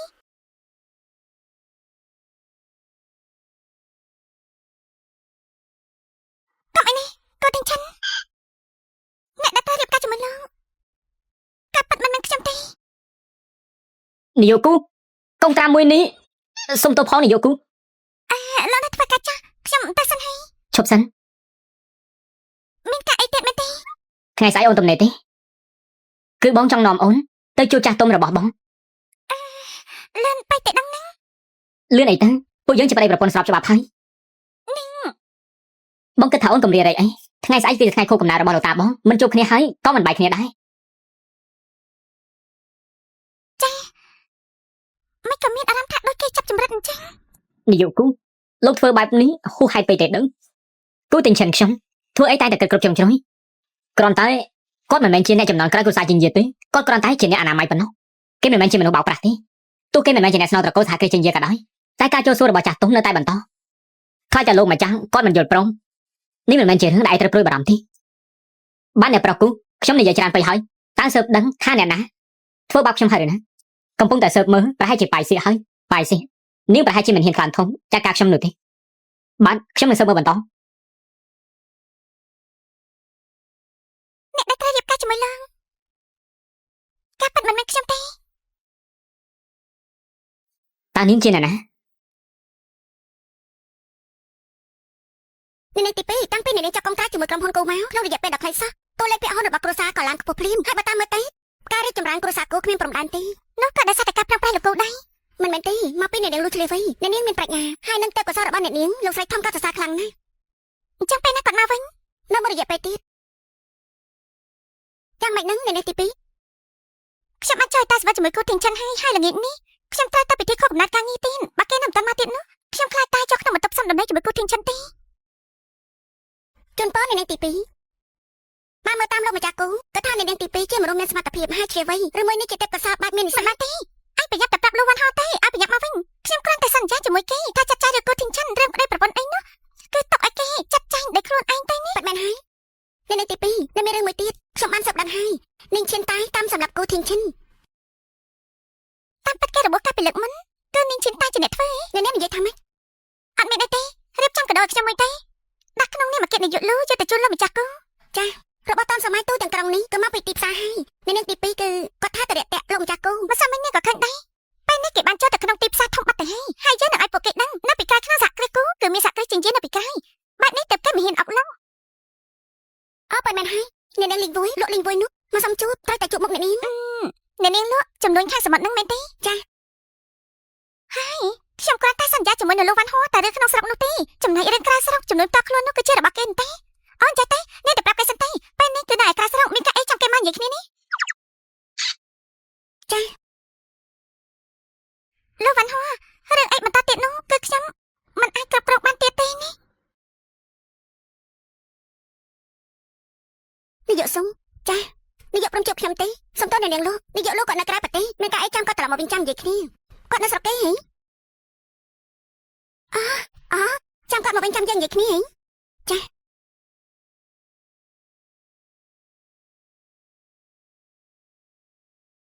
ប៉ាគាត់និយាយត្រូវនាយកលោកគាត់នៅស្រុកគេទេអ្នកដែលនៅទីនេះគឺមិនមែនគេទេគេមិនមែនជានាយកលោកទេគេជាអ្នកផ្សេង គូទិញឈិនសហការជាមួយនឹងគេម្នាក់រាំម្នាក់ជ្រៀងឯងមើលមិនយល់ទេ ខ្ញុំដឹងថាគាត់ធ្វើយ៉ាងម៉េចហើយគូទិញឈិនបងដឹងថាខ្ញុំស្រឡាញ់បងណាស់បើជាមកប្រកាសជាសាធារណៈថាជាអ្នកផ្សេងជាប្រពន្ធទៅវិញនេះគឺជាការប្រមាថមកងាយខ្ញុំគឺដូចជាមើលងាយគ្រួសារខ្ញុំដែរបើខ្ញុំមិនបានអ្នកណាក៏មិនអាចយកបានដែរតើប៉ាខ្ញុំក៏មិនដឹងដែរសិននេះហ្វងត្រែកបាននិយាយថាបងត្រូវស្រីថោទៀតនោះមែនទេ បានហើយពេលនេះជាពេលអីក្រុមហ៊ុននីងរបស់យើងបានរលាយហើយឯងនៅទីនេះគិតរឿងស្នេហាទៀត តើប៉ាមិនជឿថាស្រីចង្រៃនោះមានសមត្ថភាពអីទេមែនទេតែចង់ឆាមកនេះគេធ្វើតែអនាម័យមិនដឹងតែការទៅធំទេមិននឹងអាចមានផ្លែខ្លាំងតែជាអ្នកកាន់ភាគហ៊ុនធំនៅជាងយាននោះ ប៉ាមិនជឿឯងមិនឃើញនាយកសុងទេគេធ្វើដាក់យើងយ៉ាងម៉េច ចុះប្រហែលឆ្នាំហ្នឹងគេមកនៅសហគ្រិននេះខ្ញុំនោះធ្វើការនៅទីនេះបោះសម្បត្តិចន់ទី2ទី3ដើម្បីអ្វីទេ ស្ទីបស្ទង់ស្ថានភាពរបស់ក្រុមហ៊ុនយើង Step Stone នេះ ឯងមិនលឺនាយកសុងនិយាយទេទុយទុនដាក់ហ៊ុនមកសហគ្រាសរបស់យើងគឺជាលុយទុកឱកាសឲ្យក្រុមហ៊ុនយើងប៉ុន្តែស្ដាយណាស់តែពួកយើងជាអ្នកបំផ្លាញទៅវិញពិតជាស្ដាយមែនមិនដឹងធ្វើយ៉ាងណាទើបអាចទទួលបានមកវិញទេ តែជាមនុស្សមានកំណត់ពើពេកហើយ បើភ្លេចវាទៅមកពីឯងហ្នឹងគឺដោយសារតែមនុស្សប្រុសម្នាក់នេះប៉ះពាល់នាយកលូឯងនៅចង់ត្រូវជាមួយវាទៀតមិនគិតរកវិធីនោះទេ លោកនាយកខ្ញុំរៀបបានដើម្បីពឹងលោករកកុំភ្លេចសន្យាឲ្យសោះ អសន្យាមែនទេសហគ្រាសរបស់យើងត្រូវបានគេស្ងោរដូចមន់ទៅហើយនៅពេលនេះយើងសង្ស័យនាងសហការជាមួយនឹងគូទិញឈិន នេះលោកចង់បន្តខ្ញុំតាមមែនទេបើសិនជាខ្ញុំដឹងថាសហគ្រាសជាយាប្រកបតម្រង់បែបនេះឲ្យគេនោះខ្ញុំអាចបន្ថយគ្រោះថ្នាក់ក្បត់គេមកទីនេះទេអ្នកណាតែដឹងថានាងចង់ត្រឡប់ទៅពាក់ស្បែកជើងរបស់គូធីងឈិនវិញនោះឯងខ្ញុំដាក់ទឿនឯងណាមកឲ្យវាចេះស្អាតបន្តិចទេខ្ញុំមិនបាននិយាយខុសទេមកតែភ្លេចឯងសម្លឹងមកគូធីងឈិនតើស្ដាយណាស់យ៉ាងម៉េចមែនទេនាងសញ្ញានាងស្មានថានាងអស្ចារ្យមកពីណាទេនាងសាកសម្ដែងទៅដណ្ដើមប្រុសរបស់លូវ៉ាន់ស៊ីដែលអ្នកសម្អាតនោះទេនាង បានហើយបិទមាត់ភ្លាមទៅ នាយកនាងមិនក៏ជាកំហឹងខ្លាំងដល់ម្លឹង អ្នកនាងលក់មិនក៏អ្នកនាងមកទីនេះឬក៏អគ្គនាយកលក់ចាត់ឲ្យអ្នកនាងមក ខ្ញុំមកយប់នេះលោកយកច្រឡំនឹងខ្ញុំហើយថ្ងៃនេះខ្ញុំមកគឺមានដំណឹងល្អមួយចង់ចែករំលែកឲ្យលោកដំណឹងល្អឲ្យលោកលីងនាងចាប់អារម្មណ៍លើគូធីងឈិនអ្នកណាក៏ដឹងដែរក្នុងក្រុមនេះពេលនេះនាយកគេប្រកាសយកប្រពន្ធអ្នកផ្សេងទៅហើយមិនដល់វេលានាងទេនៅទីនេះចង់ធ្វើជាស្រីរបស់គូធីងឈិននោះមិនមែនមានតែខ្ញុំម្នាក់ទេប៉ុន្តែគួរឲ្យស្ដាយណាស់បើជាត្រូវមនុស្សថោកទាបប្រើល្បិចបោកប្រាស់ប្រើទៅវិញ នាយកលក់កុំនិយាយផ្ដេសផ្ដាស់អីនាយកលក់អញ្ចឹងអ្នកនាងជួយបញ្ជាក់ឋានៈពិតរបស់គេបន្តិចទៅ បើអញ្ចឹងអ្នកបញ្ជាក់ថាតែជាអ្នកក្តាប់ក្រុមហ៊ុនជាយាដែរទេតើមានប្រកាសតែងតាំងឲ្យអ្នកគ្រប់គ្នាដឹងដែរទេ គឺគ្មាននោះទេក៏ប៉ុន្តែគេដូចជាគោរពលោកវ៉ាន់ស៊ីនោះណាអញ្ចឹងសូមអ្នកនាងជួយបញ្ជាក់សមត្ថភាពគេបន្តិចទៅ តើមានបញ្ជាក់ថាជាស្អីដែរទេ អ្នកនាងនោះមានន័យថាយ៉ាងម៉េច ន័យរបស់ខ្ញុំចង់និយាយថាពួកលោកត្រូវលើវ៉ាន់ស៊ីបោកហើយបើអញ្ចឹងមានអ្វីដែលជាផតាំងដែរទេផតាំងហីនេះគឺជាផតាំងបញ្ជាក់ហើយ អ្នកនាងលក់នេះជាផុសតាំងស្អីទៅ នេះគឺជាផតាំងបញ្ជាក់ថាខ្ញុំដឹងថាអគ្គនាយកជាងយាននៅស្រុកក្រៅអញ្ចឹងពួកលោកនិយាយទេថាអ្នកនៅក្នុងពិធីយប់មិញនោះថាទៅមើលតើគេម្នាក់នោះជាអ្នកណាដែរទេមិនសង្ស័យដែរទេហីនៅមិនអាចថាជាអ្នកណាទេព្រោះហាមកពីស្រុកគេតែប្រហែលម៉ោងតែគឺមិនអាចនោះទេមិនតែដល់ពួកខ្ញុំមកគឺបានឃើញនាយកនៅស្រុកគេបាត់ទៅហើយអាចចង់និយាយថាលើវ៉ាន់ស៊ីគឺអាចខ្លាំងបន្លំមែនទេមិនខុសទេគេមិនត្រឹមតែបង្ហាញនៅមុខសាធារណជនថាជាប្រពន្ធរបស់គូធីងចិនទេនៅដណ្ដើមភាគហ៊ុនរបស់លោកនាយកនាងទៀតធ្វើឲ្យរលត់សាបសូន្យ ហើយអីបានជាអ្នកនាងដឹងច្បាស់យ៉ាងនេះ លោកនាយកនាងលោកឆ្លាតដល់ថ្នាក់ត្រូវគេបោកប្រាស់លោកនាយកនាងស្រាប់តែឃើញក្រុមហ៊ុនគូហើយក៏ចាប់អារម្មណ៍ភាគហ៊ុនរាប់លានរឿងអីត្រូវបំមាក់មកគាត់នោះការប៉ັດកញ្ចឹងសោះស្រីចង្រៃអ្នកសម្អាតអនាម័យនេះរឿងអីទៅមិននឹងអាចខ្លាចទៅជាម្ចាស់សហគ្រាសបងមិនត្រូវគេទេបងមិនត្រូវស្រីចង្រៃនោះទេ ស៊ីយ៉ាបងទៅស៊ើបមើលហើយនៅចេះគេទៀតជឿបងទៅបងគ្រាន់តែទៅស៊ើបមើលទេ ហើយអ្នកណាដឹងថាបងទៅចេះឬមួយក៏បងទៅលងគេទេ បានហើយបើចង់ទៅចេះគ្នាទៅចេះខាងក្រៅទៅយើងមើលទៅនាយកគូទិញឈិនគេចំណាយពេលបន្តិចទេសម្ដែងល្ខោនបានល្អបែបនេះដំណើរគម្រោងរបស់យើងនៅបំផាក់មុខរបស់យើងនៅសាធារណៈទៀតគំនុំមួយនេះត្រូវតែសងសឹកគំនុំមួយនេះត្រូវតែសងសឹក លោកនេះគម្រោងរបស់គូធីងឈិនគេបានធ្វើហើយពេលនេះលោកតរគីអាចធ្វើអ្វីគេបានទេ ឬមួយឲ្យខ្ញុំចាប់ត្រឹមនឹង ខ្ញុំជឿថាអ្នកគ្រប់គ្នាបានទទួលការអញ្ជើញនេះ គ្រាន់តែជាការអញ្ជើញមានអស់ចាទៅនេះជាថ្ងៃកំណើតរបស់លោកម្ចាស់គូគេពេលនេះល្បីឈ្មោះហើយហេតុអីក៏អ្នកនាងចង់ទៅជូនពរគេទៀតអ្នកនាងលក់ ដល់ពេលនោះយើងក៏បោះអាក្រាតគីនោះមិនដូចជាស្លាប់ទាំងរស់ទេហីបើកូនធាងឈិនគេហៅទៅជប់លៀងពិធីខួបកំណើតយប់នេះនោះបើជូនពរលោកម្ចាស់គូនោះយើងអាចយកថ្មិញប៉ះថ្មិញហេតុខ្ញុំត្រូវតែបោះអាក្រាតមកបាត់របស់លោកវ៉ាន់ស៊ីស្រីចង្រៃនោះ អ្នកនាងលក់ពិតជាឆ្លាតមែនដល់ពេលនោះនាយកសង្ឃនៃកថាគ្រិស្ជិនយាមានអីនិយាយទៀតភីហ៊ុនតម្លៃរាប់លាននឹងខ្លាចទៅជារបស់លប៉ាថ្មីហើយណាបើសិនជាបានភីហ៊ុនមកដល់ដៃខ្ញុំមិនភ្លេចទេថាមានអ្នកនាងលក់ជាអ្នកជួយ បើចំពោះរឿងលុយសម្រាប់ខ្ញុំមិនត្រូវការទេ អ្នកនាងលក់នៃរបស់អ្នកនាង ប៉ាមិនយល់ទៀតមែនទេអ្វីដែលអ្នកនាងលក់ត្រូវការគឺមនុស្សប្រុស អ្នកនាងលក់អ្នកនាងមានចិត្តស្មោះអញ្ចឹងខ្ញុំជូនពរអ្នកនាងសូមឲ្យអ្នកនាងសំបំណង លោកនាយកនេះសូមឲ្យបានសំដូចបំណងចាស់ មែនហើយសូមឲ្យសំដូចបំណង មិនសមមិនចង់ឲ្យតាសវលថ្ងៃនេះមកជប់ចាស់ទុំដូចជាលឿនពេកហើយកុំតាក់កុហកអីនេះកុំតាក់កុហកខ្ញុំមិនអីទេសម្រាប់ចាស់នេះគឺលោកវ៉ាន់ស៊ីមែនទេមិនបានជានាងមកអ្នកដឹងថានេះជាកន្លែងស្អីទេមនុស្សលំដាប់ទៀតដូចជានាងនេះមានមុខមាត់អីមកទីនេះដែរពួកនាងមកបាញ់រឿងអីខ្ញុំមកមិនបាញ់លោកវ៉ាន់ស៊ីយើងមានឋានៈអីដែរទេហើយនាងមានឋានៈជាស្អីដែរមានមុខមាត់អីមកធៀបស្មើនឹងយើងនោះការពិតជាមិនរំថ្នាក់ទេខ្ញុំចង់និយាយច្រើនជាមួយពួកនាងទេមែនទេខ្ញុំបានលើថាសាច់ច្បងសៀននីងហ្វុងបានទៅនៅក្បែរខ្លួនកូនស្រីសហគ្រាសនេះហើយបបបងនាងទៀតបើយកនាងមកអ្នកប្រហែលជាមកទីនេះគឺមកតាមប្តីហើយមែនទេតាមប្តីពេលនេះខ្ញុំឃើញគេគឺចង់ទៅកូនទៅវិញទេមកតែពួកឯងបានសាក់សំនឹងគេសិតតែប្រភេទថោកទាមទុកឲ្យពួកឯងចាស់នេះនាងមកអត់កម្រប់អញនេះសម្ដីមិនចេះកិនអញ្ចឹងតាបានជាសៀនលីងហ្វុងគេក៏វត្តនាងអញចោលមែនហើយសម្ដីថោកណាស់បើមិនមករកសៀនលីងហ្វុងទេឬមកក៏ចង់មកជូនពរលោកម្ចាស់គូឬក៏ចង់ធ្វើជាមនុស្សក្បែរខ្លួនអ្នកប្រុសគូឬមកក៏ចង់ចូលទៅក្នុងគ្រួសារគូទេដឹងមកចូលខំតបតែងខ្លួនរោបដែលមានតម្លៃថ្លៃណាស់សង្ស័យជូនគេទេចង់តម្លើងខ្លួនចូលក្នុងសង្គមនេះសម័យពោពេកទេដឹងហីខ្ញុំនិយាយប្រាប់តាទៀតទេថ្ងៃនេះយើងមកចូលរួមខុសកំណត់លោកម្ចាស់គូតែប៉ុណ្ណោះអូហូកាប់ប៉ិនគឺនេះមកចូលរួមខុសកំណត់របស់លោកម្ចាស់គូទេអី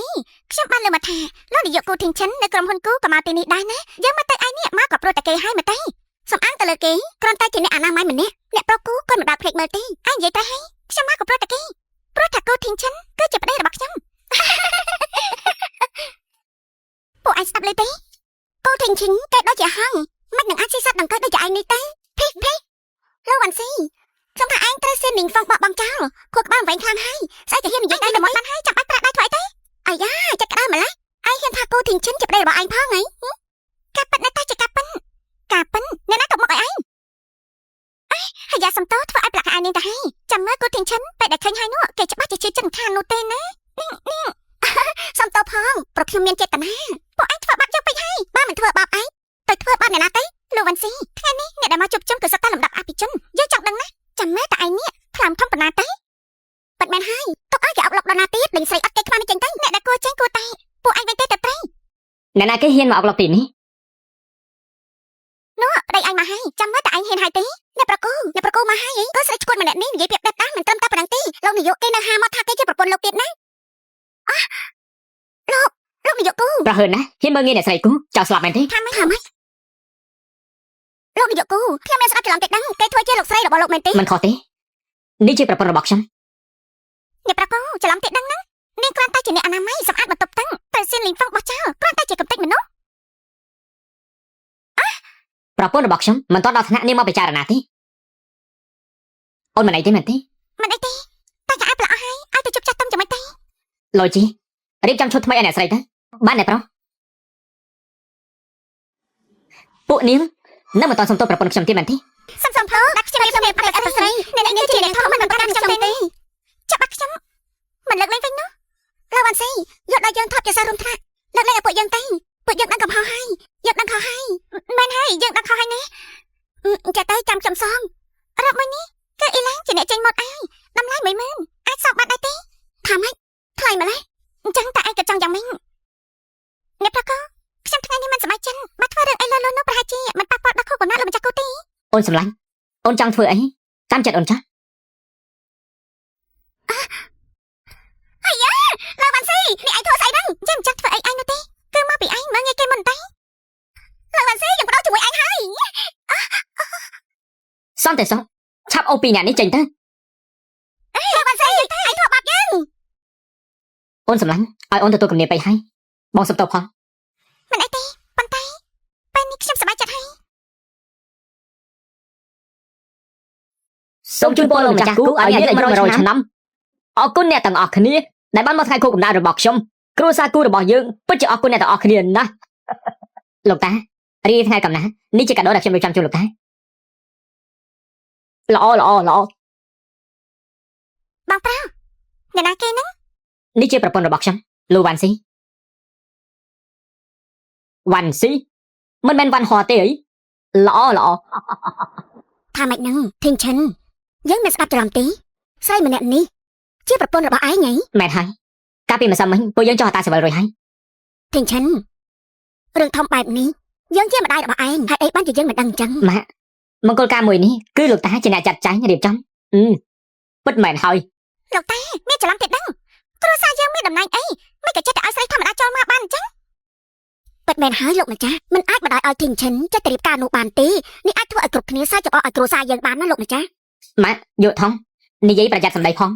គឺជាប្រពន្ធរបស់ខ្ញុំពេញច្បាស់ បងខ្ញុំចង់ឲ្យបងល្អអន្តែបងកុំចាញ់បាបគេអសិននេះខ្ញុំបានលើមកថាគេដូចជាស្រីអនាម័យក្នុងបង្គន់អញ្ចឹង គូយកថងបើឯងនៅតែគ្មានការគោរពទៀតក៏មិនទោសថាបងចិត្តអាក្រក់ចំពោះឯងឲ្យសោះ អ្នកបងមែនទេគេសំដែរទេ បិទមាត់ទៅអ្នកយើងលូកុំប្រកាន់នឹងពួកគេអីណា ចាំអីទេវ៉ាន់ស៊ីជូនពលលោកតាកម្លាំងដូចភ្នំកដោរបស់ខ្ញុំនៅតាមផ្លូវបន្តិចទេម្ដងហើយ ល្អណាស់នៅធ្វើពុតទៀតដល់ណាបើថាមិនបានយកអីមកទៅកថាទៅនេះណានិយាយកុហកថានៅតាមផ្លូវទីនពិតមែនហើយអ្នករៀងលូបុរាណបាននិយាយថាបើចូលមកដល់គ្រួសារនេះអ្នកណាក៏ដឹងដែរថានៅក្នុងក្រុងនេះគ្រួសារយើងមានមុខមាត់ឯងនឹងจะស្អីដែរទៅអញយល់ថាពួកឯងស័ក្តិសមនឹងធីងឈិនដែរទេ ម៉ាក់អ្នកនាងលូមានឋានៈខ្ពស់ណាស់សូម្បីតែយើងក៏មិនស័ក្តិសមនឹងគេផង បងប្រុសតាស្រីចរៃនេះដាក់ថ្នាំសម្ដាប់អីបងទេមិនក៏បងមានចិត្តលំអៀងបែបនេះគ្រួសារគូយើងជាដើមឈើធំចង់ខ្លាចចោះហងនោះជាការយកសពហើយមិនមែនស្រីគ្រប់គ្នាសុទ្ធតែមានសិទ្ធិទេបើមិនអញ្ចឹងទេនោះស្រីច្រើនណាស់តោងធីងឈិនបាត់ទៅហើយបាទដឹងខ្លួនក៏ប្រញាប់ចេញទៅវិញទេ មកគ្មានកម្រោះនៅមិនសុំទោសបងថ្លៃឯទៀត លោកតាមើលគាត់ចុះគាត់ប្រាប់តែស្រីខាងក្រៅហ៊ានវាយខ្ញុំទៀតធីងឈិនឯងឲ្យអូនស្រីឯងសុំទោសគេថ្ងៃនេះឯងកើតស្អីហ្នឹងហ៎ បានហើយឆាប់បិទមាត់ទៅគេថាម្ដាយយ៉ាងម៉េចកូនក៏អញ្ចឹងគ្រួសារគូយើងមិនក៏មានមនុស្សមិនចេះគិតដូចពួកឯងអញ្ចឹង អើយលោកម្ចាស់ថ្ងៃនេះកើតស្អីទៅបែរជាមកកាន់ជើងអ្នកខាងក្រៅអញ្ចឹងលោកតាមិនក៏ថាខ្ញុំបែបនេះខ្ញុំគ្រាន់តែជួយកាត់ដកបងប្រុសខ្លាចគាត់ចាញ់បោកគេតែ ខ្លាចអ្នកនាងលូបោកឯងមិនដឹងទេបើគង់តែបានអ្នកនាងលូទេក្រុមហ៊ុនបងឯងដួលរលំយូរហើយមិនមែនទៅបានរាល់ថ្ងៃនេះពួកឯងចង់ធ្វើយ៉ាងម៉េចតាមតែចិត្តនោះទេ លោកតានិយាយបានន័យថាម៉េចទេ បើគង់តែបានអ្នកនាងលូផ្ដល់ពីហ៊ុនធំឲ្យយើងក្រុមហ៊ុនរបស់យើងដួលបាត់ទៅហើយកុំអីក្រុមហ៊ុនគូចាញ់ក្រុមហ៊ុននេះទៅហើយ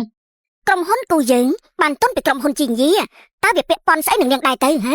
បងប្រុសបងជាមនុស្សប្រុសនេះបងទទួលបានអត្ថប្រយោជន៍100,000លានវ៉ាន់មែនទេថាម៉េចហ្នឹង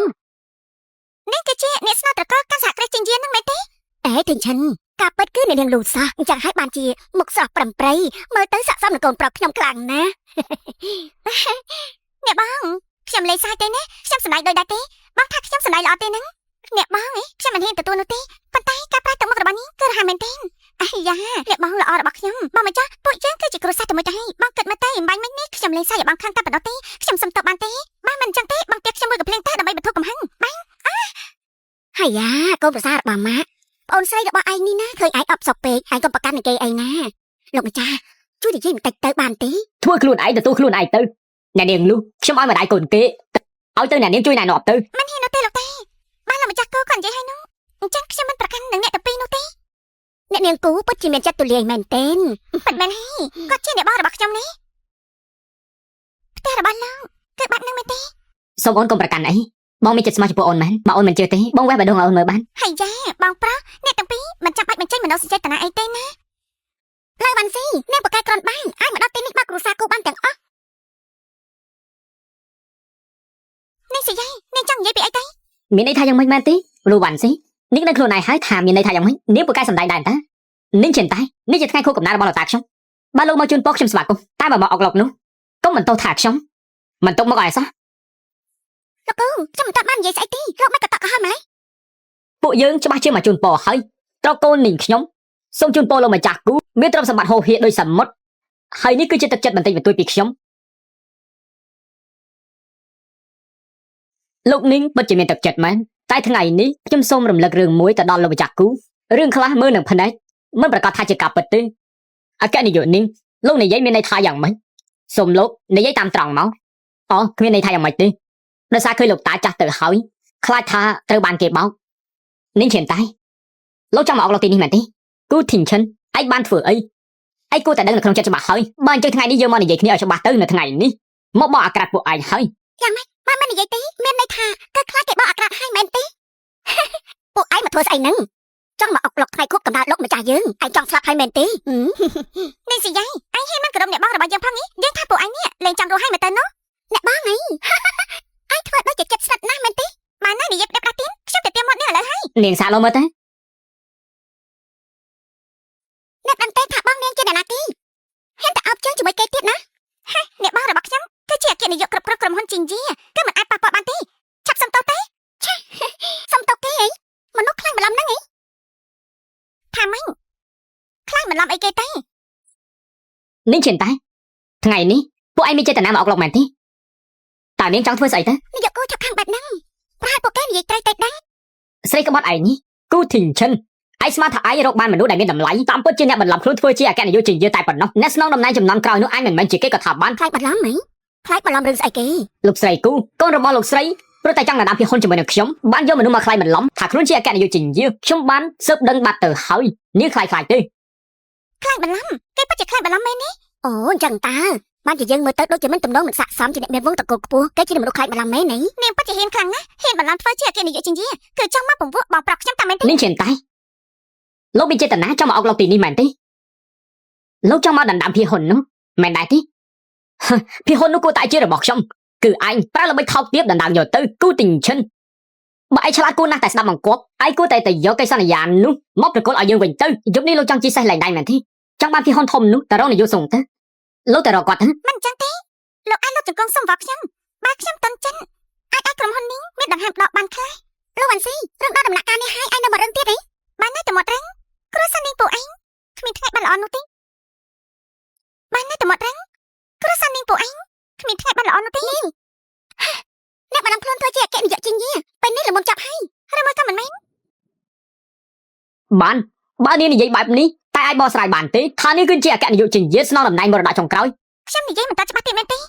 ប៉ុន្តែខ្ញុំចង់សួរនាងរឿងមួយគូធីងឈិនបានឲ្យប្រយោជន៍នាងអីខ្លះបើជានាងហ៊ានប្រថុយគ្រោះថ្នាក់ថ្លៃបន្លំធ្វើជាអគ្គនាយកជាងយាបែបនេះខ្ញុំខ្លាចបន្លំពេលនេះឃើញមឈូសហើយមិនស្រក់ទឹកភ្នែកទៀតអញ្ចឹងថ្ងៃនេះខ្ញុំនៅមុខអ្នកទាំងអស់គ្នាបកអាក្រាតនាងហើយនាងឈិនតៃនេះជាថ្ងៃខួបកំណើតរបស់លោកតាខ្ញុំលោកក៏មិនចង់អុកឡុកអីសោះនាយកគូឯងខ្លាចមែនទេថ្ងៃនេះខ្ញុំនឹងបកមុខមាត់ពិតប្រាកដដែលពួកឯងពូកែសម្ដែងបែបនេះស៊ីយ៉ាថ្ងៃនេះខ្ញុំបកអាក្រាតមុខពិតរបស់គេការពិតមិនមែនជាអ្នកស្នងតកោជាងយាទេហើយប្រហែលថ្ងៃមុននេះអ្នកដែលត្រូវសហគ្រាសយើងបណ្ដឹងចេញនោះគឺជាអ្នកអនាម័យឯងគឺជាអ្នកអនាម័យដែលគេបណ្ដឹងចេញនោះតើមែនទេមិនអាចនោះទេនេះហើយជាផាតាំងនេះជារូបថតពេលដែលគេធ្វើជាអ្នកអនាម័យនេះគឺនាងខ្លាចបន្លំទេនេះគឺបុគ្គលិកសហគ្រាសខ្ញុំអាចធ្វើការបញ្ជាក់បាននេះគឺជាការពិតមែនសំណាងខ្លាំងណាស់ដែលខ្ញុំមើលដឹងមុនឯងមិនមែនជាមនុស្សល្អនោះទេមិនត្រឹមតែប៉ុណ្្នឹងទេគេជាមនុស្សស្រីរបស់ខ្ញុំ3ឆ្នាំហើយដែលខ្ញុំតតចោលហើយយ៉ាថាម៉េចនេះមនុស្សស្រីអបល័ក្ខបែបនេះមិននឹងអាចចូលមកគ្រួសារយើងបានទៅនាងពិតជាស្រីចង្រៃណាគេបានថានឹងសហគ្រិននាងយើងហើយសហការជាមួយនឹងគូធីងឈិនដើម្បីសងសឹកសហគ្រិននាងយើងលោកវ៉ាន់ស៊ីខ្ញុំយល់ពីអារម្មណ៍របស់នាងតែអ្នកដាច់ខាតមិនគួរណាខ្លាចបន្លំធ្វើជាអគ្គនាយកជាងយានោះទេគូទីងឈិនឯងត្រូវបានគេចាប់បានហើយតើឯងមានពាក្យអីចង់និយាយទេបានហើយទោះជាយ៉ាងណានេះក៏ជាប្រពន្ធរបស់ខ្ញុំដែរពួកឯងធ្វើបែបនេះនោះគឺប្រឆាំងនឹងគូធីងឈិនខ្ញុំហើយធីងឈិនឯងល្ងីល្ងើទេអីពេលនេះហើយឯងនៅមិនដឹងខ្លួនទៀតមែនទេតើឯងបានដាក់ថ្នាំអីឲ្យទៅបងប្រុសយើងទេទៅឲ្យបងចុះកាពីឯងបែបនេះមកតើពួកឯងបានព្រៀបរយរហហើយហើយនេះគិតថាបាននិយាយអេបដេបណាស់បែបនេះសង្ឃឹមថាបានភាគហ៊ុនតម្លៃរាប់លានមែនទេបរាជ័យហើយនៅប្រកាយទៀតមែនហើយរូបថតនេះបើស្រាយយ៉ាងម៉េចទេគេថាយ៉ាងម៉េចឯងក៏ជឿគេមែនទេឯងគ្មានខួរក្បាលខ្លួនឯងទេឯងលោកវ៉ាន់ស៊ីមកតើខ្ញុំមិនដឹងថាស្បែកមុខឯងក្រាស់បែបនេះត្រូវគេបកអាក្រាតនៅមុខសាធារណជនហើយនៅចូលរួចទៀតឯងថាយ៉ាងខ្លាំងបន្លំគឺខ្លាំងបន្លំហើយមែនទេតើឯងមានឋានៈជាស្អីទេនេះឯងនៅតែមិនតាន់ដឹងខ្លួនទៀតមែនទេនិយាយថាខ្លួនឯងជាអគ្គនាយកជាងយីមិនគ្មានថ្នាក់ដឹកនាំមកជាមួយអញ្ចឹងមិនក៏នាងដឹងថាហេតុអីមិនមែនខ្លាំងអីទេគូទីងឈិនឯងនៅពេលនេះហើយនៅមិនព្រមសារភាពទៀតទទួលស្គាល់ទៅនាងឈិនតៃលោកចោលប្រកាសគ្មានផតាំងផងគូទីងឈិនមើលទៅឯងមិនខ្លាចភ្លើងតតែសោះហើយយើងនឹងឲ្យឯងស្លាប់ដោយអស់ចិត្តអ្នកនាងលក់ មើលលខោនការសម្ដែងដល់ពេលនេះហើយនៅមិនទាន់ចេញមកទៀតមែនទេអ្នកនាងលក់មកដល់ហើយ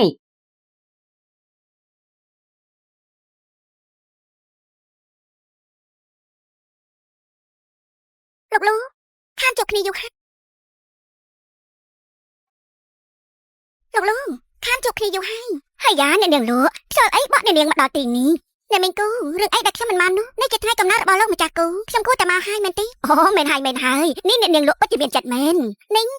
ប្រហែលជាអនាគតប្រពន្ធរបស់លោកគូហើយមែនទេ មែនហើយនេះជាប្រពន្ធរបស់ខ្ញុំ ការប៉ັດគឺខ្លាំងសោះគឺអនាគតប្រពន្ធសោះ ការប៉ັດមិនមែនជាអនាគតប្រពន្ធនោះទេនេះគឺជាប្រពន្ធរបស់ខ្ញុំតែម្ដង ថាម៉េចពួកឯងរៀបការហើយតើតាំងពីពេលណាទេ ខ្ញុំការនៅពេលណានោះត្រូវឆ្លងកាត់អ្នកនាងលក់ដែរមែនទេ អ្នកនាងលក់កុំអាថឹងអីនាងគ្រាន់តែជាអ្នកអនាម័យម្នាក់មិននឹងស័ក្តិសមនឹងគូធីងជាងកូនខ្ញុំទេតែបែរជានាងវិញទេបានស័ក្តិសមគ្នានឹងកូនខ្ញុំដូចចំហឹងមួយគូអញ្ចឹងពិតជាសមគ្នាណាមែនហើយតែមានឋានៈស្អីទេស័ក្តិសមនឹងខ្ញុំនោះថ្ងៃនេះខ្ញុំមកបកអាក្រាតមុខមាត់ពិតរបស់គេហើយ អ្នកនាងលក់ថ្ងៃនេះបានអ្នកនាងមកជូនពរលោកគ្រូកំណើលោកតាខ្ញុំគ្រូសាខ្ញុំស្វាគមន៍តែបើនាងមកអុកលោកចង់មកករឿងនោះកុំថាខ្ញុំមិនគួរសមឲ្យសោះ លោកវិយគូកុំតក់កុហកពេកក្រែងចង់ឃើញផតាំងមែនទេអ្នកនាងលក់មកគឺចង់បង្ហាញផតាំងហើយលោកបានស៊ីតើនាងមិនចិត្តប្រកាន់ដល់ណាទៀតបន្តិចទៀតនេះនាងនឹងទឹកភ្នែករហាម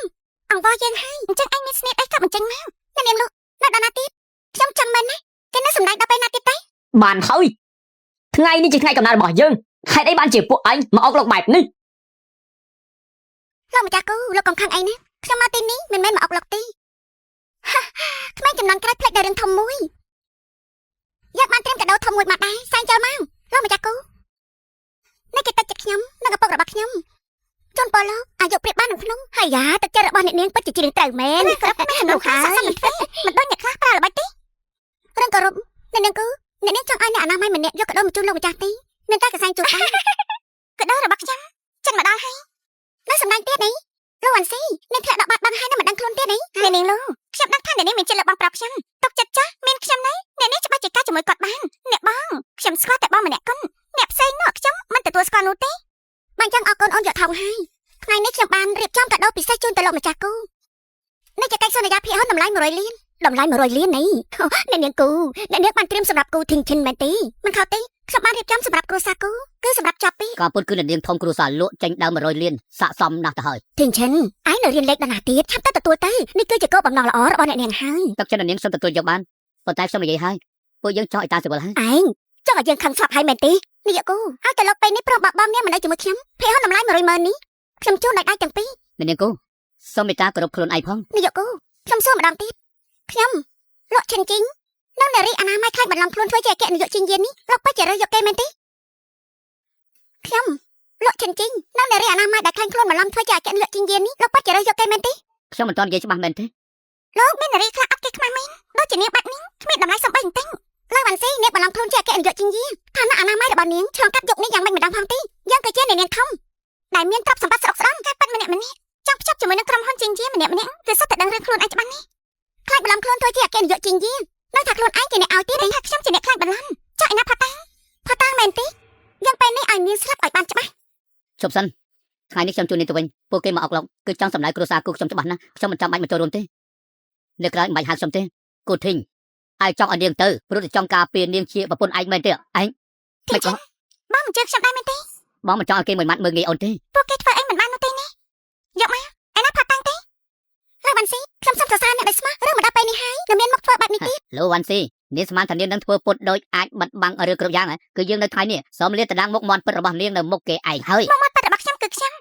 មិនដូចពួកឯងទេពួកឯងពាក្យស្បែកឆ្កែហើយនៅតែមើលមិនឃើញខ្លួនឯងពាក្យស្បែកឆ្កែទេលោកបានស៊ីនាងដូចជាច្រត់បែកហើយ ប៉ះពុនយើងចង់ស្លាប់ ដាក់ថយទៅចំពោះមនុស្សស្រីដូចជាគេមិនបាច់ប្រើដៃជើងទេយើងក៏អាចឲ្យគេគ្មានផ្លូវដើរដែរ អូនទុកចិត្តចុះថ្ងៃនេះមិនខ្វល់ថាគេធ្វើយ៉ាងម៉េចចំពោះអូនគូថឹងឈិនបងគឺនៅការពារអូនរហូត ឯងចង់ឲ្យយើងខឹងស្លាប់ហើយយើងមិនគួរមានកូនអកតញ្ញូដូចឯងមែនទេបើប្រាប់រៀបការជាមួយស្រីបែបនេះគ្រួសារពួកយើងច្បាស់ជាចាប់ហើយនេះ បងរៀបការជាមួយនរណាគឺជារឿងរបស់បងមិនពាក់ព័ន្ធនឹងគ្រួសារគូទេ អ្នកប្រគូពិតជាមានមនោសញ្ចេតនាជ្រាលជ្រៅមែន អ្នកនាងលោកសំដីថយបន្តិចទៅឯណាផតារបស់នាង មិនឃើញក្តារមកឈូពិតជាមិនស្រក់ទឹកភ្នែកមែនពួកឯងមើលទៅនេះជាស្អី នេះជាស្អីសូមជួយអ្នកនាងលោកនិយាយច្បាស់ទៅ លោកម្ចាស់គូរូបភាពនៅក្នុងនេះគឺជារូបឪពុករបស់ខ្ញុំប្រហែលជាលោកមិនស្គាល់ទេមក លោ ទេ កម្ចាស់លោកវ៉ាន់សូវអីខ្ញុំមិនស្គាល់គេទេ មិនខុសទេតែពលលោកដឹងតែថាចំនួនដែលនៅក្រៅក្នុងជាអ្នកណាទេនោះគឺជាអ្នកស្នងប្រកល់ចំការរបស់ក្រុមហ៊ុនជាយាម្សិលមិញឪពុកខ្ញុំទៅជួបជុំក្នុងកម្មវិធីនៅស្រុកគេអ្នកទាំងអស់គ្នានិយាយទៅថាគេជាអ្នកណាដែរបងប្រុសបងឃើញដែរទេថាឲ្យមនុស្សស្រីនេះគឺខ្លាំងបន្លំទេតែបងនៅការពារនាងទៀតនាងស្រីអនាម័យឯងនេះនាងហ៊ានខ្លាចបន្លំធ្វើជាអគ្គនាយកជាយានោះមិនអីទេហើយនៅឲ្យកូនគូធីនឈីនយើងការជាមួយនឹងនាងទៀតឯងឆាប់ទៅលេងលះគ្នាវិញទៅម្យ៉ាងទៀតគឺសងពេញយីជាអ្នកប្រាប់យើងទេអ្នកស្នងប្រកល់ក្រុមហ៊ុនជាយាមិនទាន់មកពីស្រុកគេទេកំពុងនៅក្រៅប្រទេសលោកវ៉ាន់ស៊ីមានផាតាមានសាក់សៃហើយនាងនៅកុហកទៀតទេ លោកវ៉ាន់ស៊ីមិនក៏និយាយលេងចាញ់មកហើយសៀននេះផងប្រយ័ត្នប្រយែងសម្ដីឯងដែលនិយាយជាមួយប្រពន្ធរបស់យើងផងគូធីនឈិនដល់ពេលនេះហើយឯងការពារនាងទៀតពួកឯងទាំងពីរគឺពិតជាគូកំរឯងឲ្យគេខ្លាញ់ធ្វើជាអគ្គនាយកជាយាឯងយល់ថាក្រុមហ៊ុន GND លើកលែងឲ្យឯងលោកម្ចាស់គូលេងពីសម្ដីហើយមែនទេនៅនាងលោកក្រែងនេះមានផុសតាំងនៅមុខហើយតានាយកសងគាត់ទទួលស្គាល់ហើយថាអគ្គនាយកនៅស្រុកគេគឺមានពីអីនិយាយនឹងនោះគឺខ្ញុំម្សិលមិញគឺខ្ញុំផ្ដាំសុំវិញ្ញាណប្រាប់គេថាខ្ញុំនៅស្រុកគេ លោកវ៉ាន់ស៊ីរឿងបានលេចធ្លាយបែបនេះហើយនាងនៅប្រកែកទៀតមែនទេចាំចេះស្អីលើពលលោកទេបានអញ្ចឹងល្អហើយបានអ្នកនិយាយថានាងជាអគ្គនាយកជាយាហើយឯងមិនព្រមជួបខ្ញុំនាងជាស្អីទេនាងដឹងថាយើងគឺជាអគ្គនាយកជាយារឿងអីទៅខ្ញុំជួបនាងនោះលោកវ៉ាន់ស៊ីយើងទុកមុខឲ្យហើយនៅមិនយកទៀតអញ្ចឹងនិយាយទៅអ្នកទៅជួបមុខឪពុកខ្ញុំជាអ្នកណាគេដែរទៅមែនហើយនាងនិយាយទៅបើពិតជានាងមែនចាំអ្នកណាគេក្នុងកម្មវិធីជាមួយនឹងអគ្គនាយកលោកវ៉ាន់ហួរនាងជួបលោកវ៉ាន់សុងគឺមិនប្រាប់ខ្ញុំមួយម៉ាត់សោះនេះចាំមែនហើយនេះសំណាងអ្នកដែលយើងជាកូនភ្លោះមុខមាត់ដូចគ្នាមិនខុសទេនោះគឺជាខ្ញុំនិយាយថាម៉េចអ្នកនិយាយចាប់ចិនហាប់ពីស្រុកគេមកតែប៉ុន្មាននាទីតែប៉ុណ្ណោះយើងមានយន្តហោះតាខ្លួនឯងនាងក៏ដឹងពេលយកពេលតែមួយម្នាក់នៅស្រុកគេម្នាក់ទៀតនៅក្នុងពិធីរបស់គ្រួសារនេះ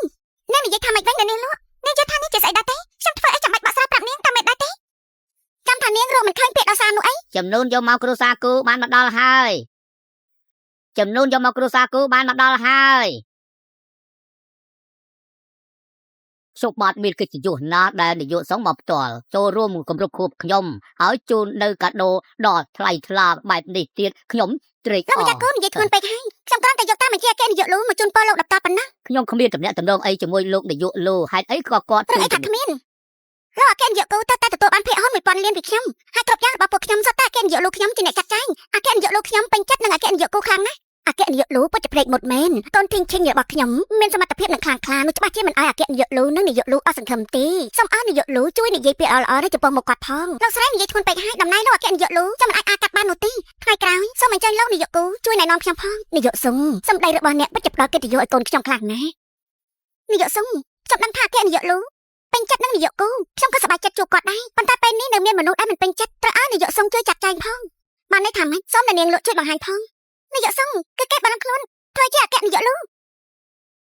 នៅខ្លាចបន្លំទៀតហើយមែនហើយអ្នកដែលខ្លាចបន្លំខ្លួននៅយប់ថ្ងៃពិធីរបស់យើងគេថាគេជាអគ្គនាយកជីងនាងយកដល់មុខនាយកគូមិនប្រកាន់នឹងគេប៉ុន្តែថ្ងៃនេះគេគឺមករកលោកម្ចាស់គូទៀតផងហើយគេនៅថាទីកាដូដល់អគ្គនាយកលោកកាដូដែលជូនទៅលោកម្ចាស់គូគឺគេជាអ្នកឲ្យយកមកគ្រប់យ៉ាងសុទ្ធតែជាការកុហកទាំងអស់នាយកសុងនាងលើកលែងឲ្យគេច្រើនលើកមកហើយគឺមិនត្រូវលើកលែងឲ្យគេទៀតទេមិនចឹងគេគិតថាខ្លួនគេគឺជាអគ្គនាយកជាយាមែនទេហេតុអីបានចឹងដូច្នេះហើយមិននេះពួកអ្នកទាំងអស់គ្នាធ្វើឲ្យគាត់មានការពិបាកមែនទេមិនឲ្យពិបាកស្អីទេពួកយើងគ្រាន់តែចង់ឃើញមុខមាត់ពិតរបស់គេមិនស្មានថាស្លាប់ក៏គេមិនព្រមសារភាពដែរនៅតែម្នាក់បែបហ្នឹងប៉ិតមែននេះមែនហើយនាយកសុងមនុស្សបែបនេះមិនអាចទុកបានទេនាយកសុងខ្ញុំគិតថាច្បាស់ជាគូធីងឈិនជាអ្នកឲ្យគេធ្វើឲ្យគេបន្លំខ្លួនមិនចឹងគឺមនុស្សសង្គមទៀតដូចជាគេអ្នកសម្អាតសោះហើយមិននឹងអាចខ្លាំធំបានទៅដូច្នេះហើយខ្ញុំយល់ថានាយកសុងគួរតែយកពាក្យហ៊ុនដែលអគ្គនាយកលោកនោះប្រគល់ទៅឲ្យនាយកគូនោះយកត្រឡប់មកវិញមិនចឹងពាក្យហ៊ុនរបស់អគ្គនាយកនឹងខ្លាចជាអំបិលត្រូវទឹកហើយលោកមានកំណត់បែបនេះគឺល្អខ្លាំងណាស់សូមតែនាងគិតផងពួកយើងធ្វើគឺដើម្បីសហគ្រាសជាយាល្អណាស់កំណត់របស់អ្នកទាំងអស់គ្នាខ្ញុំដឹងច្បាស់ហើយលើវ៉ាន់ស៊ីស្លាប់មួយក្បែរខ្លួនហើយមានពាក្យអីនិយាយទៀតទេនាយកសុងខ្ញុំនិងលោកវ៉ាន់ស៊ីចយតាសរុបជាមួយគ្នាបាននាងពិតជាមានទោសមែនខ្ញុំព្រមទទួលខុសត្រូវជាមួយនាងនាយកគូពិតជាមានចិត្តមែននាយកសុងកូនប្រុសខ្ញុំគេល្ងីល្ងើគេត្រូវស្រីម្នាក់នេះនៅពវអារម្មណ៍នាយកសុងកុំស្ដាប់សម្ដីផ្ដេសផ្ដាសរបស់គេស្រីម្នាក់នេះពើពើណាស់ប៉ុណ្ណឹងហើយនៅមិនទាន់អានក្បាស់សំទោសនៅចង់នាំទុកដល់គ្រួសារយើងទេអានក្បាស់ដាក់គេសុំអញ្ជើញអញហ៊ានទទួលទេលោកវ៉ាន់ស៊ីស្លាប់នៅចំពោះមុខហើយនៅហ៊ាននិយាយជាមួយនាយកសុងទៀតអីអាយ៉ានាងជាយ៉ាងនាងចង់ស្លាប់មែនទេនាយកសុងមិនក៏នាងនាយកកុំធ្វើបែបនេះចំពោះកូនខ្ញុំយើងមានកំហុសអីនាងចិនតាំងមួយលើកជាពីរលើកហើយខ្ញុំថាអ្នកដែលគោបដៅនោះគឺជាលោកទេបានត្រូវនាយកសុងលេខសើចស្អីណាប៉ុន្តែនាយកសុងក្រែងប្រាប់ខ្ញុំថាអគ្គនាយកលោកនៅក្រៅសឹកហើយម្យ៉ាងទៀតប៉ាខ្ញុំក៏បានជួបមកគាត់ទៀតសម្ដែងនាយកសុងបានន័យថាម៉េចបានន័យថាហេតុអីនាងហ៊ានដេញដោលសួរខ្ញុំនាយកសុងនេះបានន័យថាកុំឲ្យគេសម្ដែងបន្តទៀតត្រូវហើយឲ្យគេឈប់សម្ដែងតទៅទៀតទេបើធ្វើបែបនេះនាំឲ្យប៉ះពាល់ឬមកកអ្នកបាត់ណាអគ្គនាយកលោកនាងសម្ដែងហីចេះតែនិយាយចេញទៅកានាយកសុងនេះមិនជាការសម្ដែងជាស្អីទៅវិញទៅនាងធ្វើអនាម័យសហគ្រាសយើង3ឆ្នាំមកហើយ ត្រូវខ្ញុំបកស្រាយយ៉ាងម៉េចទៅវិញទៅនិយាយទៅ មនុស្សសម្រាប់ដូចជាឯងចឹងឯងស័កសមអីនឹងអ្នកនាងលូយ៉ាងទៅនិយាយថាម៉េចនឹកថាគេជាអ្នកនាងលូអីមិនខុសទេអ្នកនាងលូខ្ញុំក៏មានឋានៈពិតប្រាកដអញ្ចឹងខ្ញុំសុំណែនាំបន្តិចចុះម្នាក់នេះគឺជាអ្នកស្នងតកោចំនួនក្រៅសហគ្រាសជាងយាអគ្គនាយកលូខ្ញុំគ្មានសមត្ថភាពធ្វើឲ្យអ្នកនាងទទួលគំនាបហើយមិនអីទេរឿងនេះល្អមែនខ្ញុំចូលចិត្តនិយាយថាម៉េចគេជាអ្នកស្នងតកោគ្រួសារលូអីមិនអាចទេខ្ញុំជឿទេអ្នកមិនជឿទេអីឋានៈនេះជាស្អីដែរសូម្បីតែអគ្គនាយកក៏ហ៊ានសង្ស័យនោះនៅមិនតាន់លុតជង្គង់សុំទោសទៀតទេអាចខ្ញុំលុតជង្គង់សុំទោសគេអីនេះសម័យទៅលោកប៉ា នាយកសុងឬមួយក៏គាត់ជាអ្នកស្នងត្រកូលលូទៅ នឹងចិត្តតែលោកវាប្រហារអគ្គនាយកប្រហែលលើកលោកចង់បានការសហការគ្នាមានឈ្មោះល្បីនៅក្រុមនេះតើមែនទេ នាងលេងសើចទេមិនក៏គេអាចខ្លាចទៅជាអគ្គនាយកសហគ្រាសជាតិយា លោកយល់ថាមនុស្សដូចជាខ្ញុំនេះលេងសើចដែរអីនឹងចិត្តតែលោកប៉ាប៉ខ្ញុំបានតែលោកប៉ាប៉អគ្គនាយកមិនបានទេលោកប៉ាប៉អគ្គនាយកលូច្រើនលើកហើយលោកមិនទាន់អង្គក្បាលសុំទៅទៀតអី មិនអាចទេគេរកកំណត់ជាមួយនឹងគូធានឆឹងមិននឹងអាចទៅគេមិនមានសមត្ថភាពនឹងទេ សមត្ថភាពគាត់ពីថ្ងៃនេះឯងមិនឃើញតែមែនទេទីផ្សាររបស់នាយកគូពេលនេះឡើងដល់5ដងនៃក្រុមហ៊ុននេះទៅហើយ មិនអាចទេនាយកសុងខ្ញុំក៏មិនជឿណានាងមិនត្រូវឲ្យគេបោកទេខ្ញុំនៅជាមួយគេ3ឆ្នាំខ្ញុំដឹងច្បាស់ណាស់ ឯងនេះជាស្អីដែរអ្នកយាមឆាប់អុកគេទៅកុំឲ្យប្រឡាក់ដៃអ្នកនាងខ្ញុំអត់សោះ ស៊ីយ៉ាជួយខ្ញុំផងពុកក្មេងជួយខ្ញុំផង ឡើងបានស៊ីនាងក៏បានចាត់ខាងពេកនាងចង្រៃឯងនេះនាងនៅប្រមាថមើលនេះអគ្គនាយកលោកខ្ញុំទៀតអ្នកទាំងអស់គ្នាអូខេចិត្តទៅលោកប៉ាជួយខ្ញុំផងឡើងបានស៊ីស្រីចង្រៃនាងចិនតែលោកនៅតែមិនដឹងកំហុសទៀតមែនទេមិនបាច់លុតជង្គង់ទេមនុស្សប្រុសក៏មានកិត្តិយសដែរ នាយកសុងនេះណា បានហើយមនុស្សប្រុសក៏មានកិត្តិយសដែរលោកមិនចាំបាច់លុតជង្គង់នោះទេ នាងពិតជាអគ្គនាយកលូ នាយកសោះរបស់លោកនិយាយហើយនៅមិនជឿទៀតមែនទេសោះមិនយិននាងឆាប់ប្រកាសចេញទូទាំងក្រុងទៅ ខ្ញុំជឿហើយអគ្គនាយកលូខ្ញុំលួចជង្គង់ខ្ញុំថោកទាបខ្ញុំមិនស្គាល់ការគោរពគឺយើងអ្នកធំមិនប្រកាន់អ្នកតូចនាងលើកលែងខ្ញុំទៅខ្ញុំសុកចិត្តធ្វើគោធ្វើក្បី ពេលនេះលោកដឹងថោះគឺយឺតពេកទៅហើយ អគ្គនាយកនាងខ្ញុំដឹងកំហុសហើយលើកលែងឲ្យខ្ញុំទៅ យកដល់លោកដែលមានទឹកចិត្តយើងលើកនេះអាចនឹងលើកលែងទោសឲ្យលោកចេះ អរគុណហើយនាងលូ តែលើកនេះខ្ញុំមិនតន់និយាយចាប់ទេចុះលោកចាត់មនុស្សអាចតែសម្រាប់ប្តីខ្ញុំតែខ្ញុំគួរលើកលែងទោសដែរទេ នាងចិត្តតែមិននឹកស្មានថាឯងទេ នាងយាមអូខេចេញទៅ កុំអីមិនអាចទេ ឯងហ៊ានចាត់ការកូនប្រុសយើងផងអីភ័យនៅមានទៀតអ្នកនាងលក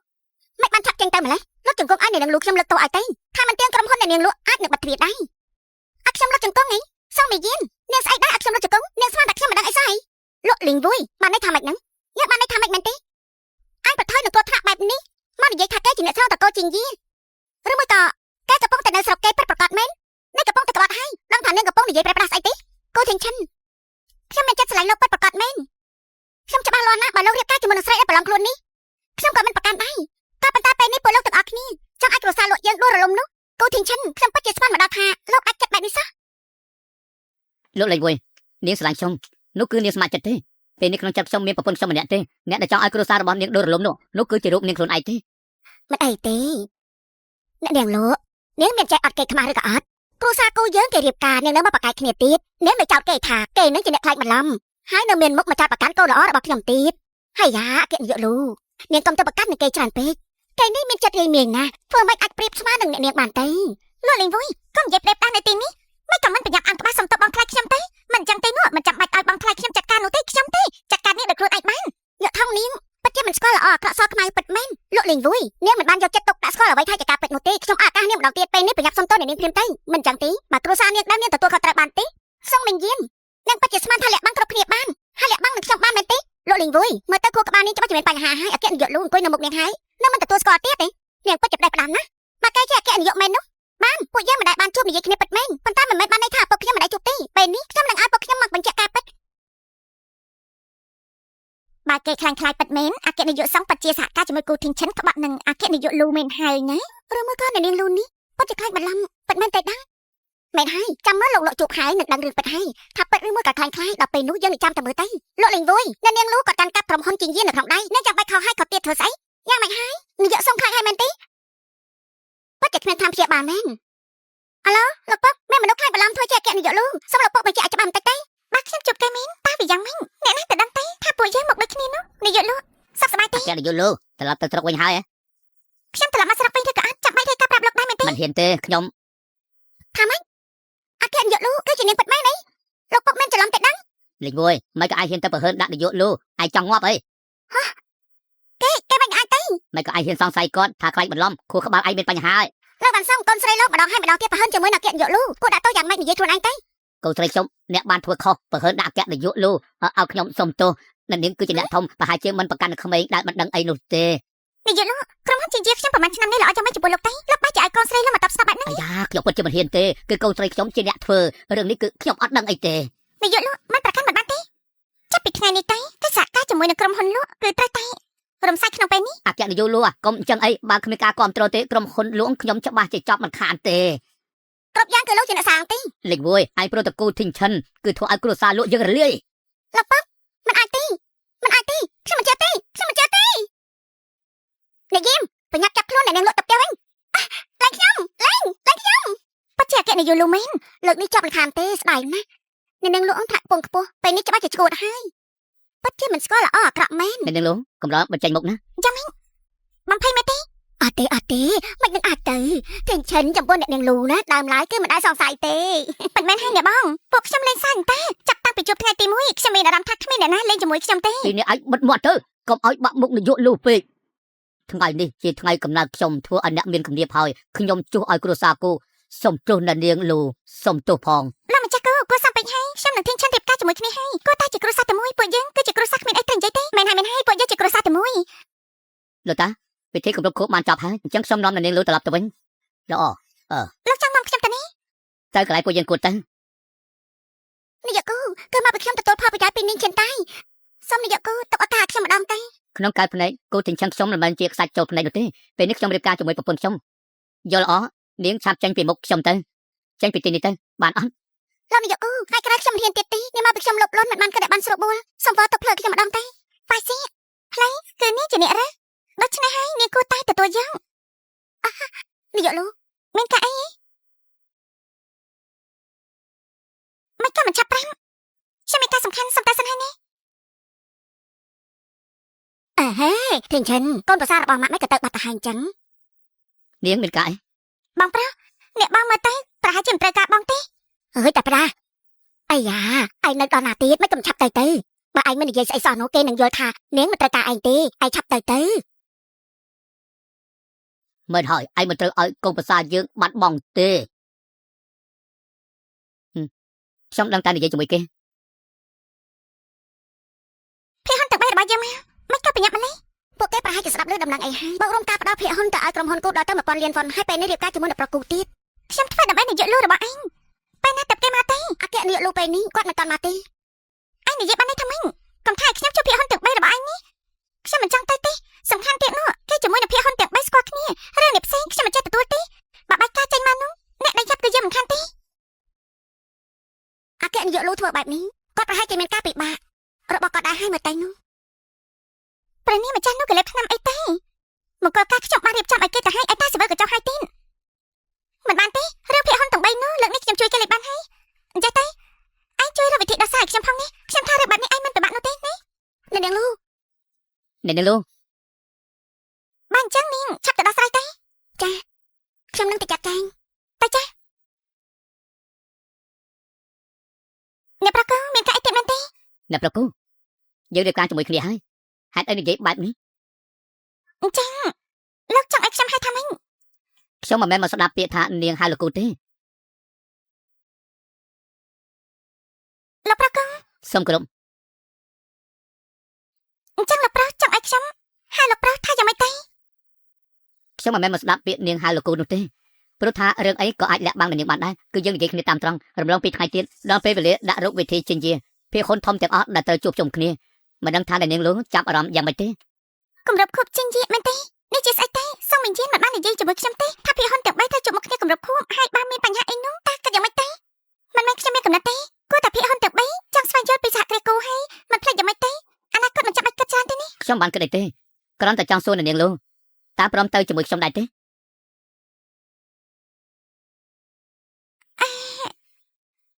លោកគូខ្ញុំមិនបានកំដៅលោកទៅនោះទេនេះ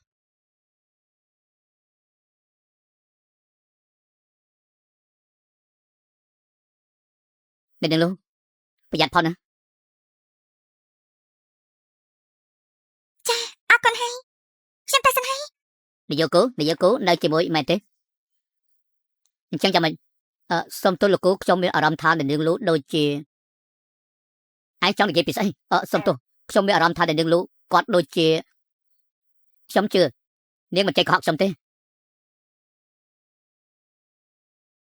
អកេយកលូរឿងដែលឲ្យខ្ញុំទៅធ្វើខ្ញុំបានធ្វើហើយវ៉ាន់ស៊ីមិនដឹងថាខ្ញុំត្រឡប់មកវិញទេមែនទេចាស់រឿងដែលអ្នកនាងផ្ដាំខ្ញុំមិនហ៊ានប្រាប់អ្នកនាងទី2ទេខ្ញុំមើលទៅតាមរបាយការណ៍ភិហ៊ុនបងស្រីខ្ញុំដែលបាត់ទៅប្រហែលឆ្នាំនេះមិនអាចបដិសេធថាគេគ្មានបទពិសោធន៍ក្នុងការធ្វើចំនួនទេកាយភ្នែកគេគឺមិនធម្មតាចាពិតមែនហើយអ្នកនាងទី2ពិតជាមានឈាមគ្រួសារតកូលលូមែនសមត្ថភាពប្រហាក់ប្រហែលនៅអកេយកលូដែរឥឡូវអញចាអែបអបទៀតទេខ្ញុំនិយាយតាមការពិតថ្ងៃក្រោយសហគ្រាសជាតិឌីបើមានអ្នកនាងហើយនិងអ្នកនាងទី2ចាប់ដៃគ្នានោះច្បាស់ជារីកចម្រើនហើយទំនាក់ទំនងគេនគរធីងឈិនយ៉ាងម៉េចទៅហើយគឺល្អទេគ្រាន់តែមានកំណត់ថាចង់ឲ្យអ្នកនាងឆាប់មកដោះស្រាយរឿងមង្គលការគឺចង់ឲ្យអ្នកនាងនិងលោកគូរៀបការពេញច្បាប់នៅពេលដែលអ្នកនាងត្រឡប់មកវិញនេះទៅសឹកមើលទៅឬបងស្រីយើងមានអារម្មណ៍ថាគេជាមនុស្សដូចជាងាយស្រួលអ្នកនាងសង្ស័យគាត់មែនទេយើងគ្រាន់តែចង់ដឹងអំពីបងស្រីយើងឲ្យបានច្បាស់ចាមានការអីទេអ្នកនាងធំអ្នកនាងទី2បានបដិសេធការណាត់ជួបភិហ៊ុនទាំង3យើងទេដឹងហើយដូច្នេះហើយអ្នកនាងធំត្រឡប់មកពីស្រុកក្រៅវិញលើកនេះគឺព្រោះតែជួបភិហ៊ុនទាំង3មែនទេមែនហើយយើងមកលើនេះគឺមានចេតនាចង់ដឹងច្បាស់ពីពួកគេមិនចឹងទេនោះយើងមិនហ៊ានបោះគម្រើបន្តទៀតឡើយបានចឹងមែនខ្លាចតែមានបញ្ហាទេបានហើយយើងចាត់កាត់ហើយចា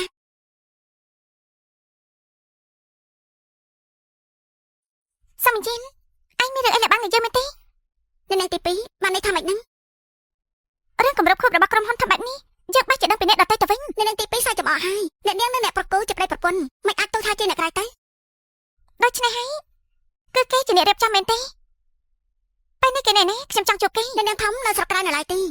គាត់មិនទាន់បានរៀបចំមកខ្ញុំបើគិតថាអត់តរយៈពេលនេះចង់ឲ្យអ្នកនាងនិងលោកគូបណ្ដោះបណ្ដាលស្នេហានឹងគ្នាទៅដូច្នេះហើយអ្នកនាងធំពួកឯងគឺចង់ឲ្យយើងស្រឡាញ់គ្នាជាមួយគូទីងឈិន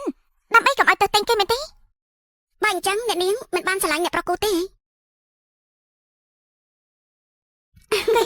មិនដឹងទេលើកនេះលើកលេងឲ្យប៉ុន្តែលើកក្រោយមិនបានទេណាអ្នកនាងទី2ខ្ញុំមានការត្រូវតែធ្វើទៀតតែចាពេលនេះគឺដល់ពេលដែលត្រូវណាស់ជាមួយគូទីងឈិនហើយឬមួយក៏ធ្វើឲ្យគេមានការពិបាកណាស់ចាយកដល់លោកវិនហ៊ុនមិនតាន់មកទេនោះចាប់ទុកថាខ្ញុំជួយចាត់ចែងឲ្យសិនចាលោកគូមកហើយនាយកលាវនាយកយៀននាយកប៉ៃខ្ញុំបានរំលឹកឈ្មោះអ្នកទាំង3យូរណាស់មកហើយបានជួបចកិត្តិយសណាស់គូសំហើយភ្លាមមិនទុកជាស្អីទេដូច្នេះកុំប្រកាន់អីកុំប្រកាន់ណាមួយរយៈនេះខ្ញុំបានសហការជាមួយសហគ្រាសចិញ្ញៀគូខ្ញុំទៅវិញទេដែលទៅជួបនឹងលោកនោះដើម្បីណែនាំអ្វីខ្លះខ្ញុំបានលើថាពេលនេះសហគ្រាសគូក្លាប់ចាក់ដូចជាមេឃហើយនឹងដីថ្ងៃនេះបានមកជួបមកហើយគឺស័ក្តិសមណាស់នាយកភ័យសរសើរពេកហើយខ្ញុំល្បីឈ្មោះមកថាមានជាសម្ព័ន្ធល្អខ្ញុំចង់មកប្រកួតជាមួយនឹងលោកតែយ៉ាងម៉េចដែរនាយកភ័យនិយាយនេះបានន័យថាម៉េចលោកគូលោកមិនតាន់យល់ទេ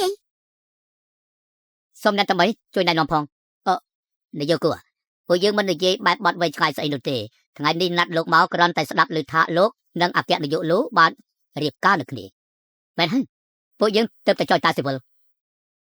តែអញ្ចឹងតាបានជាលោកគូបានភិហ៊ុនច្រើនជាងពួកខ្ញុំកាន់ប្រកល់ទៅឲ្យសហគ្រាសគូនាយកគូការដែលនាយកគូប្រកល់ភិហ៊ុនឲ្យមកខ្ញុំច្រើននោះគឺគាត់បានមើលអត់ទៅហើយមិនមែនមកពីតំណែងខ្ញុំនិងអគ្គនាយកលូននោះទេនាយកគូភិហ៊ុន100លានគឺមិនចំនួនតិចនោះទេគណៈយើងគឺជាភិហ៊ុនរបស់នាងកំពុងឆ្លងកាត់ទូទាំងពិភពលោកនេះចាំពេលដែលទៅពីរៀបការល្មមនេះមិនឲ្យយើងគិតអីផ្សេងយ៉ាងម៉េចទៅខ្ញុំគ្មានសិទ្ធិលោកលាន់ពីរឿងនេះទេអ្នកតែបីហៅខ្ញុំមកទៅនេះចង់មានន័យថាមិនទៅខ្ញុំចង់ដឹងគឺគ្មានន័យអីទេដើមឡើយលុយ1000លាននោះគឺប្រកល់ទៅឲ្យនាយកនេះទេក៏ប៉ុន្តែពេលនេះអ្នកទទួលផលបែរជានាយកគូទៅវិញដូច្នេះហើយលោកគូតែបកស្រាយរឿងនេះឲ្យបានច្បាស់បន្តិចមកគឺខ្ញុំនិយាយហើយនេះគឺជាការសម្រេចចិត្តអគ្គនាយកលោកខ្ញុំគ្មានសិទ្ធិកកកតែខ្លាំងណាស់លោកនាយកគូលើកនេះសម្លាប់បានភិហ៊ុនដល់ទៅរាប់ពាន់លានវ៉ាន់បើសំអាងទៅលើសមត្ថភាពវិញគឺជាប្រសង្ហាពិតប្រាកដណាស់បាននិយាយបែបនេះអ្នកទាំងអស់គ្នាមិនត្រឹមតែមើលងាយខ្ញុំទេថែមទាំងមើលងាយក្រុមហ៊ុនទៀតនាយកគូខឹងមែនទេឬមកតែខ្ញុំនិយាយចំចំណុចហើយលោកតែបីហាក់ខ្ញុំមកព្រោះតែប្រហែលអ្នកនេះមើលងាយខ្ញុំបែបនេះអញ្ចឹងខ្ញុំសូមលាទៅវិញសិនហើយរំសាយកំហឹងទៅពួកយើងគ្មានកម្រិតបែបនេះទេខ្ញុំហ៊ានធានាជាមួយអ្នកទាំង3រឿងមង្គលការខ្ញុំជាមួយនាងលូចាប់ពីពេលនេះទៅសហគ្រាសគូនិងសហគ្រាសចិញ្ញេគឺជាក្រុមហ៊ុនពីរផ្សេងរហូតតកលគូខ្ញុំមិនមែនព្រោះតែរៀបការជាមួយនាងលូមិនបំពេញអ្នកទាំងអស់គ្នាទេមកនិយាយបែបនេះខ្ញុំសូមសួររឿងមួយទៅចុះហើយតើលោកនិងនាងលូរៀបការជាមួយគ្នាព្រោះតែរឿងអីឲ្យច្បាស់ទៅរឿងមួយក៏ដើម្បីផលប្រយោជន៍ឬក៏ជារឿងអីផ្សេងទៅជិញ លោកនិយាយបានន័យថាម៉េចលោកគូទាំងអស់គ្នាគឺសុទ្ធតែយល់លោកចាំបាច់ដឹងហើយធ្វើជាមិនដឹងលោកឆេងនិយាយបានន័យថាម៉េចចង់ក្បត់អគ្គនាយកលោកគឺមិនដឹងអាចទៅលោកនៅក្មេងគិតមើលឲ្យស្រួលទៅពេលនេះនៅបរទេសគឺមានការខាត់បងច្រើនលោកបែរជាបាត់ខ្លួនហើយបើបដិសេធនឹងការជួបពួកយើងនេះយើងក៏ចាំមើលថាថ្ងៃក្រោយទៅមានបញ្ហាស្អីទៀតមែនទេនេះឲ្យខ្ញុំបើកភ្នែកមើលបានលោកនិយាយបែបនេះនោះមានន័យថាមានកំណត់ក្បត់នយោបាយ លោកហើយនឹងនាយកគូទៅចៅអេតាស៊ីវិលជាមួយគ្នាមើលទៅដូចជាផ្អែមល្ហែមណាតើលោកមិនដែលគិតទេអីបើតាមសំអាងលើសមត្ថភាពអគ្គនាយកលោកមិនអាចជឿឆ្អែតបែបនេះនោះមិនមែនជារឿងងាយទេអ្នកតែបីនិយាយបែបនេះនោះដូចជាមានកំណត់អាក្រក់អ្វីមួយយ៉ាងហើយអាយ៉ានាយកគូលោកធ្វើចំនួនត្រង់បែបនេះជាច្រើនឆ្នាំមកហើយអាយ៉ាមិនខ្លាចប្រាប់អីទេនៅក្រៅប្រទេសណានេះគ្រាន់តែជាចំណុចចាប់ផ្ដើមហើយពេលនេះសហគ្រាសជិញយាគឺវានៅខាងក្រៅលោកខាងលិចហើយយើងមិនអាចបើកភ្នែកមើលកម្លាំងយកឈាមយើងហូរចេញអត់ប្រយោជន៍ទេដូច្នេះពួកលោកចង់យកតំណែងនាយកលោកនាយកគូគឺនិយាយប្រាប់លោកតាមត្រង់ពួកយើងបានរៀបចំរួចហើយពេលនេះខ្វះតែអ្នកល្បីដូចលោកទេអគ្គនាយកគ្រប់គ្នាប្រហែលជាភ្លេចហើយតំណែងលោកជាមួយភរិយាខ្ញុំដែលស្ដាប់ច្បាប់ស្ដាប់តាមកំណត់លោកលើកនេះមិនអាចពិភាក្សាទេគូថងឈុនសរាអញ្ជើញមិនផឹកចង់ផឹកស្រាពីណីពួកយើងខំជឿជាក់ឯងហ៊ានបដិសេធជាមួយម្ចាស់ភាគហ៊ុនបើឯងធ្វើបែបនេះចាំដល់ពេលដែលយើងឡើងតំណែងហើយគឺច្បាស់ជីនៅត្រឹមមើលពួកឯងតាមមានសមត្ថភាពអីសុំលះហើយណាមានទៀតខ្ញុំនិយាយហើយអ្នកនាងលូជាប្រពន្ធរបស់ខ្ញុំស្របច្បាប់ពួកលោកបីអ្នកហ៊ានប៉ះពាល់នាងនោះគ្រួសារគូខ្ញុំមិនឈរអាប់ដៃមើលទេខ្ញុំនឹងប្រឆាំងដល់ទីបញ្ចប់ហើយមិនដឹងស្លាប់រស់បើសិនជាគេមិនយល់ដល់យើងទៅហើយគេក៏មិនហៅយើងទៅខែដែរបើអញ្ចឹងលោកសាមើលទៅស្មានថាគូធីងឈិនចៃយល់សាច់ការព្រោះថ្ងៃនេះបើគេយកទៅប្តឹងនាយកលូពួកយើងចោះជាស្លាប់មិនខានទេល្អណាស់ការពិតគឺជាមនុស្សប្រុសដែលនាយកលូរើសពិតជាអស្ចារ្យមែននាយកគូជូនពលលោកឆ្លងកាត់ការសោកស្ដាយផងគឺចង់និយាយពីពួកយើងអង្គុយសិនទៅចាំនិយាយគ្នាអង្គុយទៅអង្គុយលោកគូមិនដឹងទេអីពួកយើងទាំង3នាក់នេះគឺលេងសើចជាមួយលោកទេនាយកលូពិតជាផ្នែកមុតមែនតើគឺពិតជាមិនខុសនោះទេពួកលោកលេងសើចដូចជាជ្រុលពេកហើយបើអញ្ចឹងមើលដឹងថាយ៉ាងម៉េចដែរទៅលោកគូមានចិត្តស្មោះបណ្ណាទៅពេលនេះខ្ញុំជឿហើយអគ្គនាយកលូប្រគល់ភាគហ៊ុនតម្លៃរាប់លានឲ្យលោកដាច់ខាតគឺមិនខុសទេចាំមើលខ្ញុំយល់ច្រឡំនឹងលោកយ៉ាងម៉េចប្រកាសហើយថ្ងៃនេះគឺសុំអញ្ជើញលោកគូមកតែពិតពួកយើងមានរឿងមួយនេះគឺចង់ជួបអគ្គនាយកលូក៏ប៉ុន្តែគាត់មិនព្រមជួបមុខពួកយើងសោះបើសិនជាជួបគាត់ជួយនិយាយពួកយើងផងតែណាលោកនាយកគូណាអ្នកទាំង3មកទៅហាក់ដូចជាចង់ជួបខ្ញុំនេះអ្នកនាងលូហាត់អីមានអារម្មណ៍ដូចជាអ្នកផ្សេងអញ្ចឹងអគ្គនាយកលូព្រមជួបពួកយើងហើយមែនទេបានជានាយកទាំង3មានការអីដែលចង់ជួបខ្ញុំនោះតើមានរឿងអីទេនាយកលូគឺបែបនេះទេសម្ព័ន្ធសហគ្រាសនៅស្រុកគេទទួលការបាត់បង់ច្រើនគឺពួកយើងព្រួយបារម្ភណាស់បារម្ភហ៎ពួកលោកហាក់ដូចជាបារម្ភពីចំនួននៅស្រុកក្រៅរបស់ខ្ញុំនេះអញ្ចឹងបានន័យថាអគ្គនាយកលូចាប់អារម្មណ៍នឹងចំនួនខាងក្រៅអគ្គនាយកកុំភ្លេចថាពួកលោកខំកសាងវា3ឆ្នាំពេលនេះខ្លាយទៅជាអញ្ចឹងពួកយើងក៏ឈឺចិត្តដែរបាទពួកលោកបារម្ភពីចំនួននៅស្រុកក្រៅនោះខ្ញុំថាមិនចាំបាច់ទេរឿងចំនួននៅដែនសមុទ្រនោះខ្ញុំបានស៊ើបរួចហើយនាយកលូចង់ថាការបាត់បង់នៅស្រុកក្រៅនោះគឺមានមនុស្សចេតនាបំផ្លាញមែនទេនាយកឡៃខ្ញុំអត់បាននិយាយបែបហ្នឹងទេប៉ុន្តែមើលទៅអ្នកដូចជាដឹងច្បាស់នេះអគ្គនាយកចំអកហើយខ្ញុំគ្រាន់តែធ្វើតាមការវាតម្លៃរបស់អ្នកនាងនិយាយទេអាយ៉ានាយកលូបើមានគេមកបំផ្លាញចំនួននៅក្នុងស្រុកខ្ញុំនេះជាមនុស្សទី1មិនដឹងលេខគេទេទុកចិត្តចាស់ឲ្យតែហ៊ានប៉ះពាល់ដល់យើងមិនលើកលែងដាច់ខាតអ្នកនាងលូមើលទៅដូចជាស្វាហាប់ណា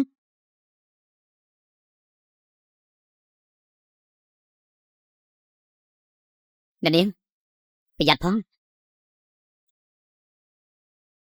អរគុណលោក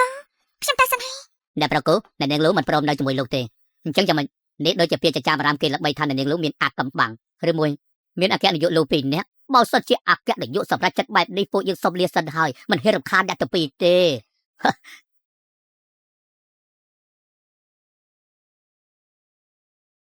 អ្នកនាងលូអ្នកប្រកូមានការអីក្រែងពីមុននាងនិយាយថាមានការមិនអាចមកចូលរួមមែនទេហេតុអីថ្ងៃនេះក៏ចេញមកខ្ញុំក៏ចង់មកជាមួយនឹងលោកដែរ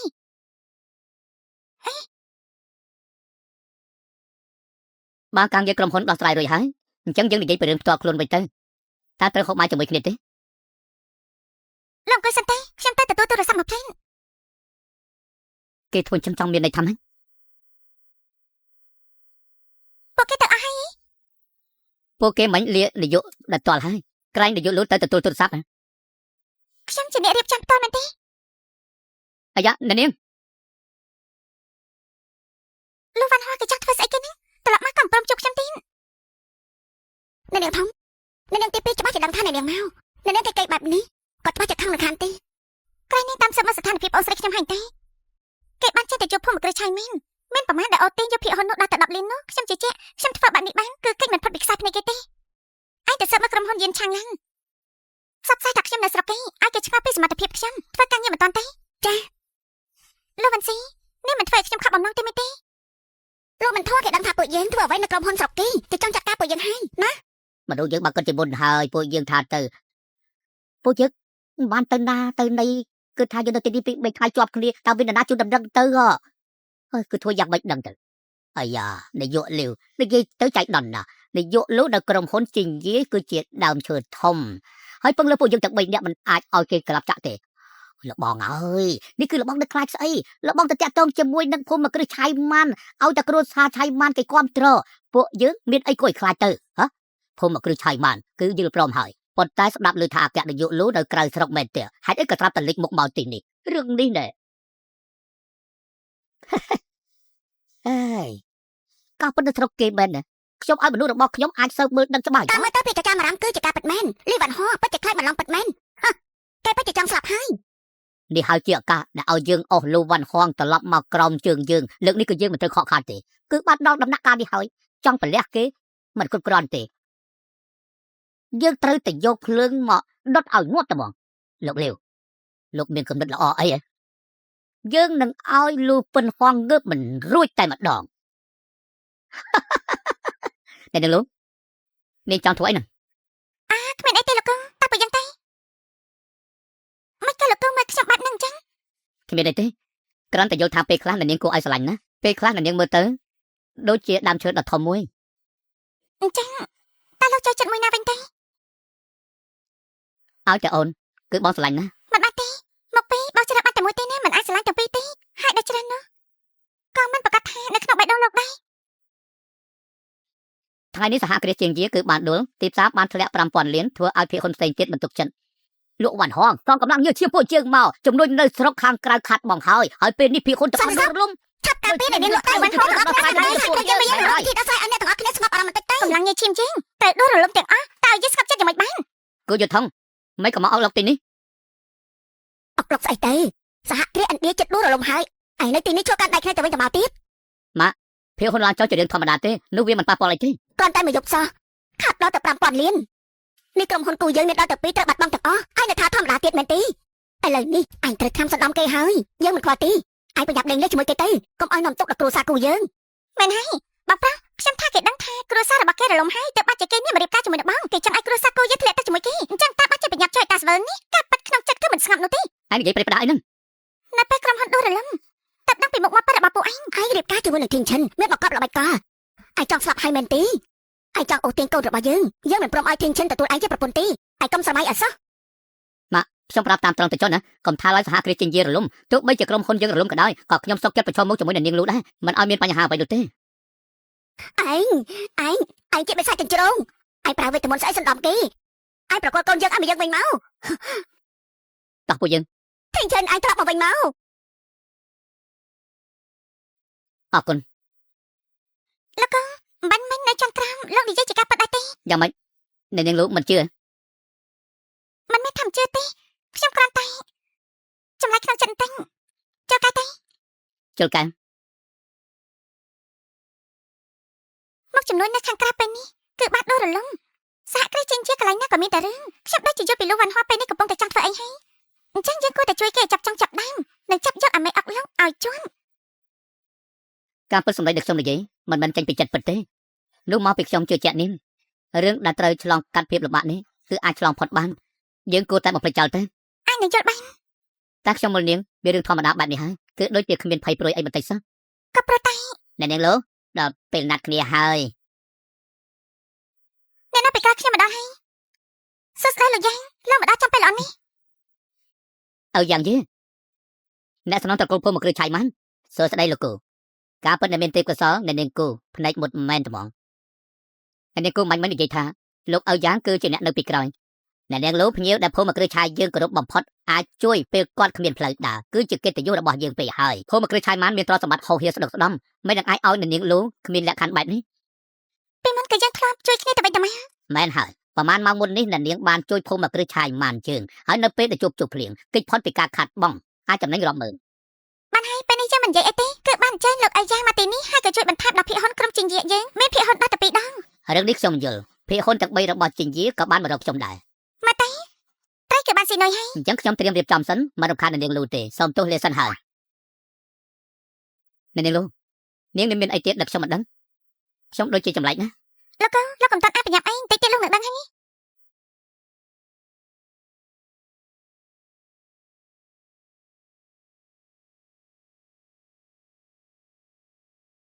អាយ៉ា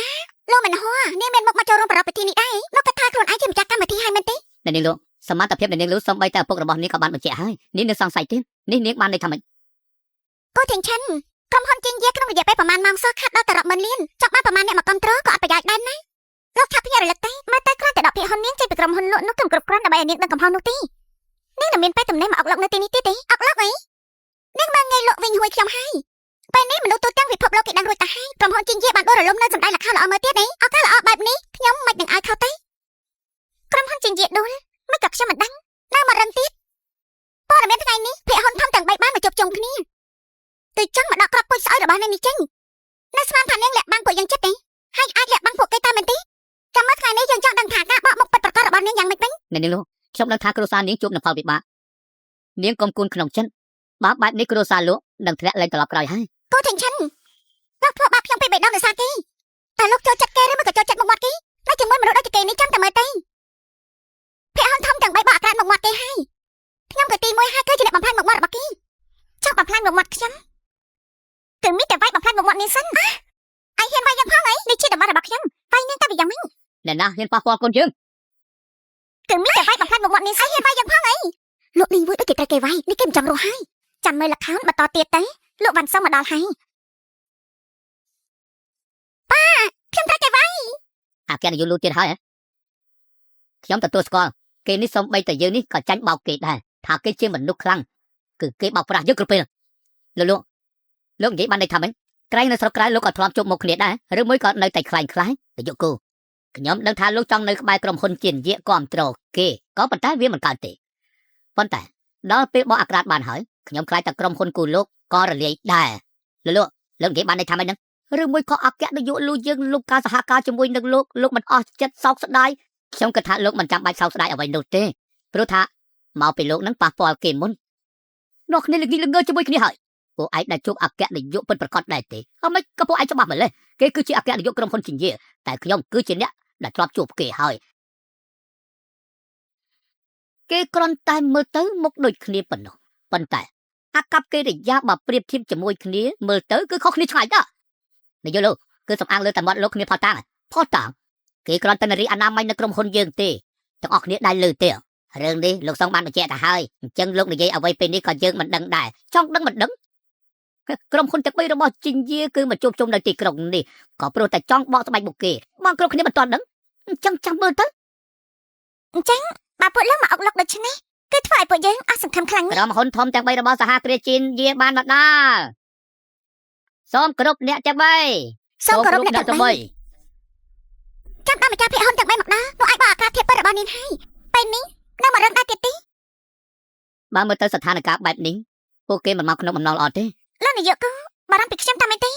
នាងទៅចិត្តចឹងខ្ញុំមិនឲ្យគេធ្វើបាបនាងទេស្វាគមន៍លោកទាំង3លោកនាយកចាំខ្ញុំបានទេលោកអ្នកដែលអត់បានការត្រូវសហគ្រាសជិញ្ជាកវត្តចោលនោះលោកយិនអាយ៉ាអ្នកដែលមិនពាក់ព័ន្ធចេញឆ្ងាយទៅលោកលីវ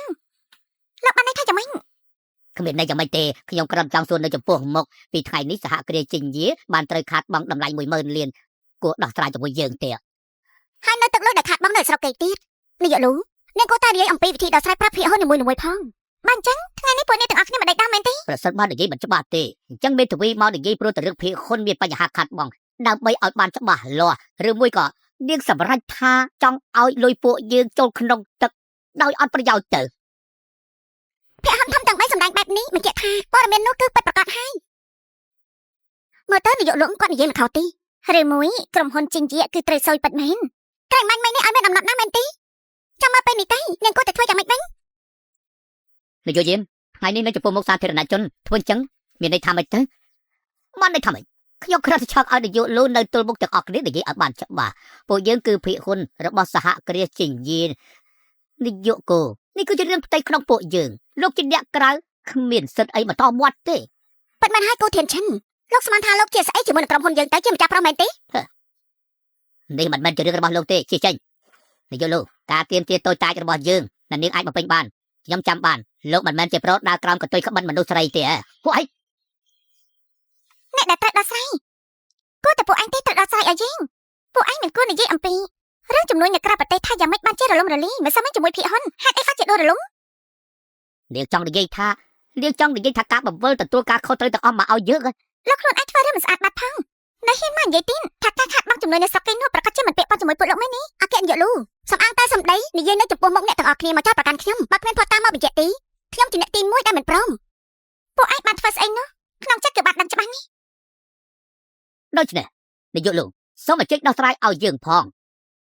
ហើយបើចោទប្រកាន់ពួកយើងត្រូវមានភស្តុតាងនាងស្មានថានិយាយសម្ដីបែបនេះនាងមិនពាក់ព័ន្ធអ្វីនោះមែនទេខ្ញុំចោទប្រកាន់លោកមែនទេខ្ញុំមើលទៅពួកលោកឬកម្រងឬមហានៅថ្ងៃនេះចាប់ពីថ្ងៃនេះទៅបាននិយាយស្រួលគឺអាចដឹងច្បាស់គឺមានចេតនាមកអុកលោកកន្លែងជើងមែនទេនាងនិយាយគួរអស់សម្ដៅមែនហើយនាងដឹងគឺជាអ្នកស្ដងត្រកូលរបស់សហគ្រាសចិញ្យាមានរឿងធំបែបនេះហើយគឺនាងនៅមិនបកស្រាយប្រាប់យើងនេះបែរជាមករកនាងអត់ដោះស្រាយទៅវិញយើងស្គាល់នាយកលោកដែលនាំយើងទៅរកភាពរីកចម្រើនមានទេពកោសលគ្រាន់តែគួរឲ្យស្ដាយនៅពេលនេះចំនួននៅស្រុកគេត្រូវរលាយភាគហ៊ុនធំដួលរលំសហព័ន្ធត្រូវដួលអស់ហើយអញ្ចឹងនាងបកស្រាយឲ្យច្បាស់ទៅយ៉ាងម៉េចបកស្រាយលេងចេញឲ្យមែនទេបានចុះឲ្យខ្ញុំនិយាយព្រោះអីមកពីគេការពិតមិនមែនជាអគ្គនាយកលូពិតប្រកបទេលោកវ៉ាន់ស៊ីរត់ដល់ថ្នាក់នេះទៅហើយនាងមានអីចង់ប្រកែកទៀតទេលោកចាំបាច់អីមកក្បត់នឹងលោកស្រីអគ្គនាយកបែបនេះគូថេឈិតយើងប្រាប់ឯងឲ្យហើយនេះគឺជារឿងផ្ទៃក្នុងក្រុមហ៊ុនយើងឯងគ្មានសិទ្ធិលោកដៃទេយ៉ាងម៉េចលោកហ៊ានធ្វើមិនហ៊ានទទួលរឿងដែលពលលោកអោខ្ញុំមកសហការនេះបើគ្រាន់បានណានិយាយចេញមកទៅក្បត់ហើយគូថេឈិនឯងប្រសពនិយាយលេងមែនយើងជាភាគហ៊ុនធំរបស់សហគ្រាសចិញ្យាយើងនេះចង់ឲ្យក្រុមហ៊ុននឹងល្អជាងអ្នកណាទាំងអស់គេអាចជឿសម្ដីឯងទេយ៉ាងម៉េចនោះលោកគូគ្រាន់តែបាននិយាយលូធ្វើបង្អែកប៉ុណ្ណឹងក៏អត់ទៅហើយខ្ញុំដឹងថាលោកចង់ចាប់ដៃជាមួយសម្ព័ន្ធខ្ពស់នោះខ្ញុំក៏អាចយល់ដែរប៉ុន្តែលោកក៏គួរតែទុកមុខពិតប្រាកដរបស់គេដែរផ្លាកនេះមិនអាចឲ្យលោកបានអ្វីនោះទេខ្ញុំឆ្លាញ់នាងលូមិនបានពាក់ព័ន្ធអីនឹងឋានៈទេអាយ៉ាមនុស្សចេតនានេះជ្រាលជ្រៅណាស់អាចទុកថាទីនេះជាកន្លែងស្អីជាទីលឿនដែលអាចបកស្រាយក្តីស្រឡាញ់តាមមែនទេបានហើយលោកឈិតយើងប្រាប់ម្ដងទៀតណាទីនេះគឺជាកន្លែងក្រុមហ៊ុនចិញ្យាយើងឯងគ្មានសិទ្ធិលោកដៃទេនៅមាននាងទៀតអគ្គនាយកលោកនាងហ៊ាននៅចំពោះមុខបងប្អូនទាំងអស់គ្នាអះអាងសម្ដីដែលខ្ញុំនិយាយជាការពិតទេពួកលោកគ្រាន់តែឃើញភាគហ៊ុននោះពីថ្ងៃនេះខាតបង់លុយចំនួនតិចតួចគិតថាសមត្ថភាពខ្ញុំមិនដូចមុនមែនទេដូច្នេះហើយសង្ស័យឋានៈខ្ញុំហីលុយតម្លៃរាប់ម៉ឺននាងនិយាយថាតិចតួចទៀតសម្ដីនាងនឹងហួសហេតុពេកហើយមិនខំនោះទេសហគ្រាសចិញ្យាគឺត្រូវមានគេមានគំនិតចង់បដូររំលំប៉ុន្តែដូចជាមើលងាយខ្ញុំខ្លាំងពេកហើយភាគហ៊ុនរបស់ចិញ្យាតម្លៃវានៅក្នុងស្តុកបន្តិចទៀតឡើងភ្លាមឡើងវិញយ៉ាងមិនដឹងឡើងវិញសំអាងលើមាត់នាងដឹងអីហើយអ្វីដែលភាគហ៊ុនឡើងនោះគឺនាងយល់សពហើយដឹងទេកុំប្រញាប់ពេកតែបន្តិចទៀតទេចិត្តដល់ពេលហើយណា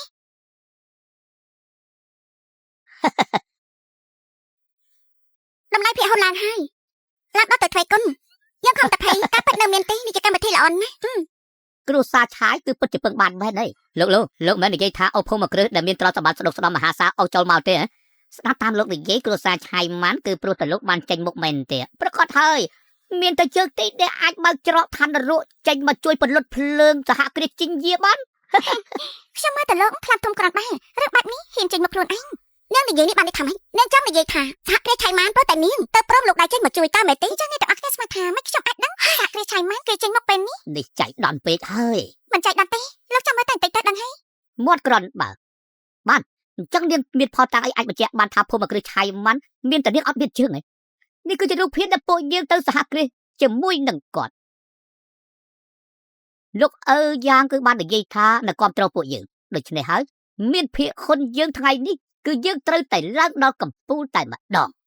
ឡើងអានស៊ីនេះមានស្អីនិយាយទៀតគ្រប់គ្នាមកឃើញអស់ហើយមែនទេគេជាមនុស្សបោកប្រាស់nakបញ្ជាក់បានអីទេពួកលោកមិនដឹងថាគេចូលមកចិត្តព្រោះតែជាកំណត់របស់ខ្ញុំមិនឃើញក្តារប្រជុំបត្រកទឹកភ្នែកទេ បាទអញ្ចឹងយើងនឹងឲ្យយើងអស់ចិត្តតែម្ដងយើងបានជើញគាត់មកហើយបើតាមមើលទៅឬដំណឹងថាគាត់ចិត្តដល់ពេលនោះនាងហ៊ានប្រឈមមុខជាមួយគេទេ រឿងអីថាមនីន បានពេលដែលគេបណ្ដល់នាងយ៉ាងម៉េចទៅវិញបាក់មុខបណ្ណាទៅចាំមើលអាឡូលោកឲ្យយ៉ាងហ៎ខ្ញុំសៀវលិសហគ្រាសជិញ្ញាលោកនៅណាខ្ញុំមកដល់ហើយ បើសិនជាលោកអីយ៉ាងម្ចាស់ភូមិគ្រឹះមកដល់តបែបនេះលើកនេះអាចបញ្ជាក់យ៉ាងច្បាស់លាស់ហើយថាអគ្គនាយកលូពិតជាខ្លាំងខ្លាយពិតប្រាកដមែនបន្តិចទៀតនេះលោកអីយ៉ាងនឹងមកដល់ លោកឲ្យយ៉ាងលោកមកហើយអរគុណលោករវល់ខ្លាំងណាស់ក៏បានមកចូលរួមដែរ បែបហើយលោកមកជួយពួកខ្ញុំរហូតលោកគឺជាអ្នកមានថ្លៃថ្នូរម្នាក់ណា លោកលាវនិយាយធ្ងន់ធ្ងរពេកហើយពួកយើងគ្រាន់តែមកជួបគ្នាលើកទី1 លោកអីយ៉ាងគ្រាន់តែជួបមុខគ្នាម្ដងតែភាគហ៊ុនយើងចំណេញបានដល់តែ2ដងឯណោះសង្ឃឹមថាថ្ងៃក្រោយយើងនឹងបានជួបគ្នាញឹកញាប់បន្តិច តាមខ្ញុំមើលមិនចាំបាច់ទេ សុំទោសលោកអីយ៉ាងធ្វើឲ្យលោកសាច់ចំអកហើយគឺផ្ទៃក្នុងរបស់សហគ្រាសយើងមានបញ្ហាបន្តិចបន្តួចតែយើងចិត្តដោះស្រាយបានហើយតែខាត់មិនឲ្យលោកអស់សង្ឃឹមលើពួកយើងទេពួកយើងនឹងដោះស្រាយកិច្ចការនេះបានល្អមិនឲ្យមានបញ្ហាទេ ពេលនេះលោកឲ្យយ៉ាងនៅត្រង់នៅហើយមានអីចង់និយាយទៀត លោកអីយ៉ាងពួកគេថាលោកនឹងចេញដៃជួយសហគ្រាសយើងគឺព្រោះតែពួកគេមកលោកនិយាយបន្តិចទេតើរឿងរ៉ាវវាយ៉ាងម៉េចដែរ ឲ្យល្មមទៅនេះជាពេលអីទៅហើយហ៊ាននិយាយបែបនេះជាមួយលោកឲ្យយ៉ាងទៀតមិនគោរពហ៊ានប៉ះពាល់គាត់ខ្ញុំរបស់ស្បែកទៀតលោកជាស្អីដែរលោកហ៊ាននិយាយបែបនេះដាក់នាងលូផងហីលោកឲ្យយ៉ាងបានន័យថាមិនដឹងសុំទោសបានន័យថាម៉េចហ៎ហើយស្មានតពួកឯងជាស្អីរហូតដល់គ្រួសារយើងទុកមុខឲ្យនោះក៏ប៉ុន្តែក្រែកម្សិលបីគឺយើងនិយាយគ្នាហើយខ្ញុំនិយាយហើយភាគហ៊ុនដែលឡើងចំពោះសហគ្រាសចិញ្ជាមិនមែនព្រោះតែលោកទេនាងលូខ្ញុំធ្វើតាមការប្រាប់ខ្ញុំបានដំឡើងភាគហ៊ុនដល់ទៅទ្វេគុណខ្ញុំបានធ្វើរួចហើយថាម៉េចហ្នឹងនាងលូនាងផ្ដាំខ្ញុំទាំងប្រមាណខ្ញុំធ្វើរួចហើយ ពិបាកឡើងបន្តិច មិនពិបាកទេមួយភូមិគ្រឹះពួកយើងប៉ះបើជូននាងគ្មានសំឡងជារៀងរហូតពិសេសទៀតនៅពេលណាក៏អាចតាមចិនលោកឲ្យយ៉ាងលោកមានច្រឡំទេដឹងហ៎មិនហើយលោកឲ្យយ៉ាងនាងមិនជានាងលូយើងនោះទេលោកមិននឹងអាចព្រោះតែនាងលោកដៃជួយទៅ សម័យតែលោកអីយ៉ាងក៏ត្រូវនាងបោកប្រាស់បានដែរនឹងគាត់ថានាងអាចបោកប្រាស់ពួកយើងបានមែនទេរឿងមកដល់ថ្នាក់នេះតើហើយពួកនាងថាខ្ញុំគឺជាអ្នកបោកប្រាស់ខ្លាំងមិនឡំប៉ុន្តែពួកនាងបានក្បត់នៅសហគ្រាសចិញ្ជាពួកលោកស្មានថាការសម្ដែងលក្ខខណ្ឌបែបនេះអាចក្បត់ជាមួយនឹងយើងបានមែនទេមើលសារយើងពេកហើយ នាងគេប្រេះប្រាស់យើងបានសើបយូរណាស់មកហើយនាងមិនត្រឹមតែមិនសហគ្រាសនឹងមិនដេញចេញមិនឲ្យធ្វើអនាម័យទេហើយយើងក៏មិនស្គាល់នាងដែរណាពួកលោកមិនជឿគឺមិនអីនោះទេតែមិនមែនបានន័យថាមិនជឿគាត់នោះទេអត់ទេលោកឲ្យយ៉ាងបើគេពពុះស្មារតីលោកយ៉ាងម៉េចប៉ុន្តែយើងបាននិយាយគ្នារួចហើយនិយាយជាមួយពួកឯងក្បត់នយោបាយលោកអីយ៉ាងតើលោកបានផលប្រយោជន៍អ្វីពីនាងថាទេ ប្រយ័ត្នសម្ដីនេះផងពួកនាងយល់ថាសម្ដីពួកនាងគ្រួសារយើងទុកនៅក្នុងកែភ្នែកមែនទេអត់ប៉ុន្តែមិនជឿទេមិនជឿថានេះជាគ្រួសារលូទេនិស្សិតកំពុងយើងបានត្រៀមទុករួចហើយយើងចាំមើលទីនថាពួកឯងមានអីចោតយើងទៀតទេ ចោតអូដៃដែលនាងលក់នឹងវាស្ដាប់ដៃនាងបង្ហាញកដៃនាងមកតើវាស្ដាប់ដៃឬអត់មកយ៉ាងម៉េចខ្លាចហើយមិនហ៊ានណា មកខ្លាចហើយយ៉ាងម៉េចមិនហ៊ានមែនទេនាងគ្មានស្នាមដៃទេនាងមិនមែនអគ្គនាយកលូទេលេងដៃកម្រួតនាងចឹងទេ រឿងដល់ដំណាក់កាលនេះហើយមានអីនិយាយទៀត បានហើយខ្ញុំសារភាពការប៉ັດខ្ញុំមិនមែនអគ្គនាយកលូទេ ទាំងអស់គ្នាស្ដាប់ឮទេគេទទួលស្គាល់ពេញមាត់គឺគេមិននយោបាយលូទេមិនមែនទេស្ដាប់ឮទេលោកឲ្យយ៉ាងគឺត្រូវគេបោកប្រាស់ហើយស្ដាប់ឮទេលោកឲ្យយ៉ាងលោកត្រូវគេបោកហើយណាណាថាខ្ញុំជួយនាងព្រោះនាងជានយោបាយលូពួកលោកឲ្យយ៉ាងខ្ញុំមិនយល់នៃលោកទេលោកមិនមានសិទ្ធិស្ដាប់ខ្ញុំបកស្រាយទេនេះនយោបាយលូបើគ្មានបញ្ហាទេខ្ញុំទៅវិញហើយក ូទាំងឈិនលោកឃើញហើយគេបានសារភាពនៅចំពោះមុខលោកហើយលោកក៏ត្រូវគេបាក់ដែរពេលនេះសហគ្រាសគូគឺត្រូវចូលគ្រប់ខិតហើយ ខ្ញុំឆ្លៃនាងលូដើមឡើយគឺមិនមែនមកពីនាងជាអគ្គនាយកមានសិទ្ធិគ្រប់គ្រងស្អីនោះទេគឺនាងជានាងលូទោះបីជាសហគ្រាសគឺយើងដែលទទួលផលវិបាករឿងអត់ទៅនេះ ប៉ັດខ្ញុំមិនស្គាល់ស្លាប់រស់មែនតែនាងបានប្រើស្អីពង្វក់គេទៅប្រាប់មក លោកលមួយបើនាងប៉ះពាល់នាងទៀតខ្ញុំមិនលើកលែងនាងនោះទេពួកឯងក៏បានចិត្តពេកថ្ងៃនេះពួកឯងត្រូវចប់ហើយទាំងអស់គ្នាមិនស្ដាប់ឮទេនាងថានាងមិនមែនជានយោបាយលូគឺគ្រាន់តែជាអ្នកបន្លំតែប៉ុណ្ណោះទេសហគ្រាសជាជាយើងនេះគឺមិនគោរពពួកឯងទេចំពោះតំណែងសហគ្រាសនេះដូច្នេះហើយយើងត្រូវតែឲ្យនាងចុះចេញពីតំណែងមែនហើយនយោបាយលូ ត្រូវហើយត្រូវតែចុះចេញពីតំណែងទៅចុះពីតំណែងទៅចុះពីតំណែងទៅ ចុះពីតំណែង ឲ្យយើងចុះពីតំណែងអ្នកណាគេឲ្យយើងចុះពីតំណែង មិនក៏មានលូវ៉ាន់ស៊ីពីរនាក់ នេះមិនមែនលោកវ៉ាន់ស៊ីទេនេះឈ្មោះថាលោកវ៉ាន់ហួរគឺនាងតើត្រូវរៀបការជាមួយលោកប៉ັດប្រកាន់លោកកូនខ្ញុំគ្រាន់តែជួយលោកវ៉ាន់ហួរមកដំណើរការឬអង្គការលោកតែប៉ុណ្ណោះក្រែអគ្គនាយកលូនៅស្រុកគេថាមែនទេដំណឹងលោកត្រូវដែរអត់ ទៅភ័យអីទៅមកគេមកមែននោះវាចំពេលហើយ បាញ់មែនតាអ្នកណាគេដែលឲ្យខ្ញុំចុះពីតំណែង អ នោះ គ្គនាយកលូមកហើយនាងមកហើយនោះបញ្ជាក់ថានាងនាំស្រីអារ៉ាត់អារីមកតើជាការពិតទេ លីសិនតុងលោកនិយាយផ្ដេសផ្ដាស់ មិនឲ្យនិយាយយ៉ាងម៉េចទៅបើនាងទៅរកខ្មោចបោចំនួនគឺធ្វើឲ្យសហគ្រាសយើងច្បោកច្បល់នៅធ្វើឲ្យសហគ្រាសយើងដួលរលំទៀតផងពួកយើងគួរនិយាយគ្នាអត់ មនុស្សខ្មៅអ្នកណាគេថាខ្ញុំទៅយកមនុស្សខ្មៅ លោករឿងនៅចំពោះមុខហើយគេនិយាយថាគេគឺជាអ្នកខ្លាចបន្លំរឿងនេះនិយាយយ៉ាងម៉េចឲ្យគេជឿទៅ លោកស្រីអគ្គនាយកលោកមិនមែនយកអ្នកផ្សេងមកជំនួសលោកស្រីទេមើលតែនាងអាចជួយឲ្យសហគ្រាសផុតភ័យបាន សហគ្រាសជាយាមិនមែនមានតែឯងម្នាក់ទេសហគ្រាសជាយាការប៉ັດមិនមែនខ្ញុំម្នាក់ទេសហគ្រាសជាយាការ40%គឺសុទ្ធតែជារបស់គ្រួសារលូដូច្នេះហើយនាងក៏ជាអ្នកស្នងតកូលលូដែរហើយគេក៏ជាប្អូនស្រីបង្កើតរបស់ខ្ញុំដែរគឺលូវ៉ាន់ស៊ីនាងគឺជាអ្នកស្នងតកូលលូគឺជាអ្នកនាងលូវ៉ាន់ស៊ី ទោះបីជានាងជាគ្រួសារលោកតាំងពីយ៉ាងម៉េចនាងមានសមត្ថភាពអាចដឹកនាំសហគ្រាសជាយាទេកុំឲ្យធ្លាក់ក្នុងដៃរបស់អ្នកដទៃរឿងដែលមិនអាចទៅរួចកុំនិយាយគឺអគ្គនាយកលូននាងនេះឬមួយក៏ជាអ្នកលើពីណាមកទេថា នេះសន្តឹងបើកុំតែបាននាងទី2ចាំអញ្ចឹងឲ្យគ្រួសារឆៃម៉ានចេញមុខមកទេនោះជាសហគ្រាសជាយានោះប្រកាសជាដួលយូរណាស់មកហើយ អាយ៉ាសុំពីយាខ្ញុំដឹងនាងស្មោះត្រង់អគ្គនាយកលូជាងគេគឺជាឆ្កែដ៏ស្មោះម្នាក់គឺមិនអាចមកមានជាព្រោះដាក់គេទេបែរទេគឺនាងដឹងថាសមត្ថភាពគេមិនគ្រប់គ្រាន់មិនមកចោទប្រកាន់ពួកយើង ចាស់ប្រកាន់ នាយកលូយើងគឺមានភាគហូតធំរបស់សហគ្រាសជាយាគឺពួកយើងមិនអាចមើលលុយរបស់ពួកយើងត្រូវខាត់បងនោះទេអាយ៉ាគឺនិយាយបែបនេះត្រូវមានផោះតាំង ប៉ុន្មានហើយកុំចោលប្រកាន់ផ្ដេសផ្ដាស់បើអញ្ចឹងបញ្ជាយមួយនេះខ្ញុំត្រូវគិតពីអ្នកណាទៅជានាង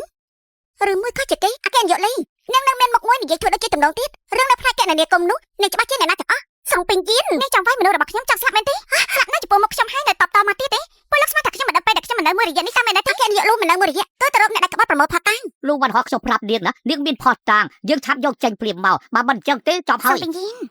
ឆាប់យកផាតាំងដែលមានឲ្យគេមើលឃើញនៅភ្នែករបស់គេទៅមួយគឺពួកលោកបានតាក់ទងសហការគ្នាចង់កាន់តំណែងសហគ្រាសជាយានេះគឺជាអ្នកដែលពួកលោកតំណែងសហការគ្នាជាមួយ TM នៅឯស្រុកក្រៅចង់លះតបាក់គម្រោងនៅស្រុកក្រៅពេលនេះមានពាក្យអ្វីដើម្បីនិយាយទៀតទេ សុំទោសខ្ញុំគ្រាន់តែឈួតលីលាមួយពេល អគ្គនាយកលូគឺពួកគេកុហកខ្ញុំមិនបានចង់ប្រឆាំងជាមួយនឹងអគ្គនាយកទេអគ្គស្រ័យខ្ញុំម្ដងទៅអគ្គស្រ័យខ្ញុំផងចាប់គេទេអគ្គនាយកលូ លោកវ៉ាន់ហោះយើងធ្វើចិត្តឲ្យល្អបន្តិចទៅខ្ញុំទទួលស្គាល់ខ្ញុំប្រកួតមិនឈ្នះប៉ុន្តែយើងមិនសុខចិត្តទេ ចារឹកមិនបានប្រហែលនឹងសត្វឆ្កែផងហ៊ានមកដំឡើងមកពងកដាក់ខ្ញុំទៀតទេនាយមចាប់អូខេចេញទេកុំឲ្យគេជន់គ្រួសារយើងទៀតភាគហ៊ុនទាំងអស់ទាំងប្រមាណតែបញ្ចប់តែទាំងអស់ប្រកាសចេញទេ ជឿចេញយើងដាក់ខ្លួនឯងបាន គេអូខ្ញុំចាច់ទឹកទេអគ្គនាយកលូthôiខ្ញុំផង ថយចេញ លោកលូ នាយកលូខ្ញុំដឹងគឺខុសមួយជំហានហើយនោះគឺអាចស្លាប់តែមិនបាច់បារម្ភទេពីថ្ងៃនេះទៅខ្ញុំគ្រួសារលោកចេញពីក្រុងនេះគឺមិនចូលក្រុងនេះមួយជំហានទៀតទេគ្រាន់តែសូមអគ្គនាយកកុំឲ្យគ្រួសារលោកយើងគ្មានផ្លូវដើរអី លោកបង បិទមាត់ទៅ បានហើយ អរគុណ អូទីចាន់ខ្ញុំស្អប់លោកណាស់ពួកឯងនៅទីនេះមកដល់ណាទៀតមិនបញ្ចៃផ្លូវទៀតទេលើនេះអរគុណអញហើយនេះបងស្រីប្រហែលឆ្នាំនេះឯងនៅខាងក្រៅនៃហត់ហើយពេលនេះយើងតំណាងឲ្យគ្រួសារលូស្វាគមន៍ឯងចូលផ្ទះយ៉ាងពិតប្រាកដផ្ទះលោកកូនសំតបផងនេះដែលលាក់លោកយ៉ាងយូរប៉ុន្តែខ្ញុំជឿជាក់ពេលនេះលោកក៏ឃើញហើយដែរអ្នកដែលការជាមួយលោកពិតប្រាកដនោះគឺជាបងស្រីរបស់ខ្ញុំលោកវ៉ាន់ហួរដែលជាសហគ្រាសជាអគ្គនាយកលោកពិតប្រាកដអគ្គនាយកគូសំតបផងនេះរឿងនេះលាក់បាំងលោកយូរហើយលោកកូនបើលោកស្ដាយក្រោយនោះពេលនេះខ្ញុំអាចទៅរកសាលាខណ្ឌដើម្បីដោះស្រាយលិលាក់បាន អ្នកណាថាលែងលះនាង ប៉ុន្តែ អគ្គនាយកលូមិនបាច់សុំទោសខ្ញុំទេដែលគួរអរគុណនាងបញ្ជូនបដោចិត្តឲ្យមកក្បែរខ្លួនខ្ញុំមានតម្លៃណាស់អារម្មណ៍នឹងតំណែងឋានៈនៅក្នុងបេះដូងរបស់ខ្ញុំនាងមានឋានៈតែមួយគត់គឺជាលោកស្រីគូ លោកមិនស្ដាយក្រោយទេ ស្ដាយក្រោយដែលមិនធ្លាប់បានជួបនាងស្ដាយក្រោយពេលដែលនាងធ្វើអនាម័យត្រូវគេធ្វើបាបខ្ញុំមិនបានការពារនាង